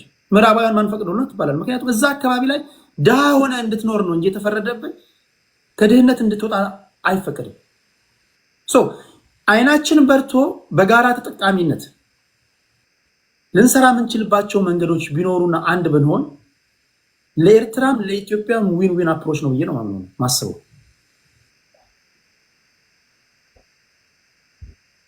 ግን አልተሞከረም። ልክ ስንናደድ አሉ አሁን እዚህ ጋር ከኛም ወገን አሉ ብዙ መሀይሞች አሉ፣ ከእናንተም ወገን አሉ ብዙ መሀይሞች። ፖለቲካ ስድብ ይመስላቸው፣ ፖለቲካ ድብድብ ይመስላቸው። ስለዚህ አሁን መድረኩ የተሞላው በአዋቂ ሰዎች ሳይሆን መድረኩ የተሞላው በተሳዳቢዎችና በመሀይማን ስለሆነ አዋቂዎች ተዋጡ። የሀገርን የዓለምን ችግር ሊፈቱ የሚችሉ ኤርትራውያን ምሁራኖች ባሉበት ሀገር ላይ ማለት ነው። ስንት የኢትዮጵያን ችግር ሊፈቱ የሚችሉ የዓለምን ችግር ሊፈቱ የሚችሉ ኢትዮጵያውያን ምሁራን ባሉበት ሁኔታ ላይ የብሔር ፖለቲካ ውስጥ ገብተን አሁን ባለው የዓለም ፖለቲካ አሰላለፍ ውስጥ እንዳንገባ ሆነናል። አሁን ዓለም ጥሎን ሄዷል። አሁን ዓለም ግሬት ፓወር ፖለቲክስ ውስጥ ባለበት ሰዓት ላይ እኛ የድንጋይ ዘመን ፖለቲካ ነው የምናራምደው። ኦሮሞ አማራውን ከአካባቢ ይወጣልኝ ይላል፣ አማራ ውጣልኝ ይላል፣ ትግራይ ውጣልኝ ይላል፣ እንትን ተቆርጧል ይላል፣ እንትና እንደዚህ ነው ይላል። የድንጋይ ዘመን እንኳን ፖለቲካ በዚህ ዘመን እንደዚህ እንደኛ እንደምናራምደው ሆኗል ብዬ አላስብም። ግን ከሆነ እንዳልከው የኤርትራንም ህዝብ ማግባባት ያስፈልጋል። ቢኮዝ የህዝቡን ስለልቦና በደንብ ስለማቆማ ነው። ኢሳያስ ስላለም ይሆን ነገር አይደለም። ያ ምን አለ መሰለህ ቴዲ፣ ጦርነትን አቮይድ ማድረግ አለብን ከተባለ አሁን ወደ ጦርነቱ ደግሞ ያው ደቂቃም ስላለቀ ወደ ጦርነቱ ከመጣ ደግሞ ኮንሲኩዌንሱንና ምን ሀፕን ሊያደርግ እንደሚችል ስፔሻሊ ደግሞ ይህን ጦርነት ኢትዮጵያ ከጀመረች አይኤምኤፍ እና ወርልድ ባንክ የሚሰጧት ቢሊየንስ ኦፍ ዶላር አለ። ያ ደግሞ ዊስተርሜን ኮንዲሽን ነው። ምንም አይነት ወረራ ማድረግ አትችልም። ምንም አይነት ጦርነት ውስጥ ስትገባ ያ ገንዘብ እንትን ሎጂስቲክ የሚባል ነገር አለ። ኢትዮጵያ ብዙ ጊዜ በኃይል ታምናለች፣ በሰው ብዛትም ታምናለች። እስከ 500 ሺህ እና 1 ሚሊዮን ጦር ማሰለፍ ቢሆን የሚባል ለዛ ደግሞ ሎጂስቲክ በራሱ ጊዜ ደግሞ ጦርነት ላይ ለመሸነፍ ትልቁ ምክንያት ደግሞ የሚሊቴሪን በደንብ አድርገው ኦርጋናይዝ ያለማድረግና ያ ነው የሚያተርፍ። ይኸውልህ አሁን አይኤምኤፍ አይደለም የሚያድንህ፣ ወርልድ ባንክ አይደለም የሚያድንህ። እነዚህ የብሪቴን ውድስ ኢንስቲትዩሽኖች ከሁለተኛው ዓለም ጦርነት በኋላ በጦርነት የደቀቁ ምዕራባውያንን እንዲያገግሙ ታስበው የተፈጠሩ ለትርፍ የተቋቋሙ ድርጅቶች ናቸው። ጠቅላይ ሚኒስትሩ እንደሚለው አይኤምኤፍ እና ወርልድ ባንክ የእናት መቀነት አይደለም። ኖ ይሄ ማለት የፈለግኩት ለመሰለህ ገንዘቡ የኢትዮጵያ ገንዘብ ሶፋር ኢኮኖሚው አይኤምኤፍ እና ወርልድ ባንክ ኢንጀክት የሚያደርጉት ገንዘብ አለና ያ ነገር ሲቀር ኢኮኖሚክሊ ኢትዮጵያ ላይ የሚደርሰው ነው። ሌላው ሶስተኛው ደግሞ የአፍሪካን ዩኒየን ቻርተር አለ፣ የዩናይትድ ኔሽን ቻርተር አለ። ኤርትራ ኢዝ ሶቨርን ስቴት። ሶቨርን ስቴትን ኖማተር ዋት ኤርትራ ከውጭው ዓለም ጋር ያላት ዲፕሎማሲ ኖማተር ዋት የኢትዮጵያ መንግስት ሶቨርን የሆነችዋን ስቴት ሄዶ እንትን ማድረግ አይችልም። ይሄ ሁላ አሁን ባለው ፖለቲካ አንድ ሀቁን እያወራ ነው። አሁን ዩኤን የአውሮፓ ህብረት ምናምን አይደለም ያደነ አሁን ባለው ዓለም ወርልድ ዊ አር ኢን ባለንበት ዓለም ላይ ጉልበት ነው የሚያደነ። ያ ወደሱም ወደ ጉልበቱ ጋር እንመጣለን እኮ እኔ አሁን ያሉት ሎጂኮች ነው ፖይንት ማደርጋ ያለውት እንጂ መጨረሻ ላይ ጦርነቱ ውስጥ ከገባን በኋላ ደግሞ የጦርነቱን ደግሞ አውትካም እነግርሃለሁ። ግን አሁን ባለው ሁኔታ የኢትዮጵያ መንግስት ሊቋቋም የሚችል ጉልበት አለኝ ብለህ ታስባለህ? የኢትዮጵያ መንግስት የኤርትራን ጦር መቋቋም የሚችልበት ፖዚሽን ላይ አይደለም ያለው። በግማሽ ያህል መቋቋም አይችልም። የኢትዮጵያ መንግስት የኢትዮጵያ ወታደር የኤርትራ ወታደርን በግማሽ ሊቋቋም የሚያስችልበት ፖዚሽን ላይ አይደለም ያለው። ያም ያልሆነበት ምክንያት ራሱን የቻለ የሆነ ምክንያት ያለው የኤርትራ ጦር ያለፈው 70 ዓመት ጀነሬሽን ቱ ጀነሬሽን ሲዋረድ የመጣ በጣም ፍጹም የሰለጠነ ኃይል ነው ያለው በኤርትራ በኩል። በኢትዮጵያ በኩል በየጊዜው በየስርዓቱ ሲፈራረሱ የነበሩ ኢቭን በኮሎኔሎች እና በጀነራሎች በኩል ራሱ ብቃት ያላቸው ጀነራሎች የላቸውም፣ ብቃት ያላቸውም ኮሎኔሎች ጦርነትንም መምራት አይችሉም። ይሄ ደግሞ ብዙ ጊዜ እንደሚባለው የዚህ የድሮን ኤርትራ የቴክኖሎጂ ጉዳይ ምናምን። እሺ ደቂቃ ስላለቀ ዞሮ ሲመጣ ታወራለህ። አሁን ወደ ግልጹ መጣ፣ ወደ መደባበቁ ምናምን ሳይሆን አሁን ወደ ፓወር ፖለቲክስ መጣን ማለት ነው። ዌልካም ቱ ፓወር ፖለቲክስ። እኔ መስማት የምፈልገው ይሄ ዲፕሎማሲ ቀለበት አስሬለት አንድ አልጋ ላይ ተኝተን ምናምን ትናንትና በልቼው ቁልቋል ጋብዤው ምናምን እሱ አይደለም። አሁን እያየን ያለነው ቅድም ሳስደምጣቸው የነበረው እሱ አይደለም። የሻዕቢያ መንግስት የኢትዮጵያን መንግስት ሊቋቋም የሚችልበት ቁመና ላይ ነው ያለው ወይስ አይደለም? ማይኮ እንደሚለው የኢትዮጵያ ሚሊተሪ የሻዕቢያን ሚሊተሪ ሊቋቋም ይችላል? በግማሽ አቅሙ ያለ ነው። በዚህ አውድ ነው ማውራት ያለብን። ሪያሊቲው ይሄ ነው። ሪያሊዝም የሚነግርህ ይሄን ነው። ፓወር ፖለቲክስ ደካማ የሆነ ከሁለቱ አድቫንቴጅ ይወሰድበታል። ደካማ ያልሆነ ያሸንፋል። ዓለም ባንክ አያድንህም፣ አይኤምኤፍ አያድንህም፣ ዩናይትድ ኔሽን አያድንህም፣ የጸጥታው ምክር ቤት አያድንህም። የሚያድንህ ጉልበት ነው። ዌልካም ቱ ግሬት ፓወር ፖለቲክስ። በዚህ አውድ ነው የምናውለው። ስለዚህ ማይኮ ሲናገር ሰምታችኋል። በኢትዮጵያ በኩል ያላችሁ የኢትዮጵያውያን የኤርትራን ሚሊተሪ ሊገዳደር ወይም ደግሞ ሊያሸንፍ የሚችል ቁመና ላይ ነው ያላችሁት ወይስ የምትሸነፉበት ቁመና ላይ ነው ያላችሁት? የምታሸንፋቸው ከሆነ በዚህ እናሸንፋችኋለን። በዚህ ቁመናችን እንትን ነው። የህዝብ ተነሳሽነታችን በዚህ ነው። በፖፑሌሽን ዋይዝ ሬሾ እንኳን ይውጣ ቢባል 6:1 ነን። ድሮን አለን። ረጅም ርቀት የሚምዘገዘጉ ሚሳይሎች አሉን። ኒውክለር አለን ማለት ትችላለን። ተጣጣፊ አየር ወለዶች አሉን። ቀይ ቦኔት፣ ሰማያዊ ቦኔት ምናምን ብለህ በዚህ ዙሪያ ላይ ማውራት ትችላለህ። ሶዛት ሁለቱንም ግራ ቀኙን ሰምተን ማን ሊያሸንፍ ይችላል የሚለውን ልንነጋገር እንችላለን። አሁን ዓለም ያለበት ይሄ ነው። በራሽያ እና በዩክሬን መካከል ማን ያሸንፋል? ዲፕሎማሲ አይደለም ያሸንፈው፣ ጉልበት ነው። በኢራን እና በእስራኤል መካከል ማን ያሸንፋል? ዲፕሎማሲ አይደለም ያሸንፈው፣ ጉልበት ነው። በቻይና እና በታይዋን መካከል ማን ያሸንፋል? ዲፕሎማሲ አይደለም፣ ጉልበት ነው። ስለዚህ እውነታው ጉልበት ከሆነ ከሁለቱ ማን ነው ጉልበት ያለው ነው ጥያቄው።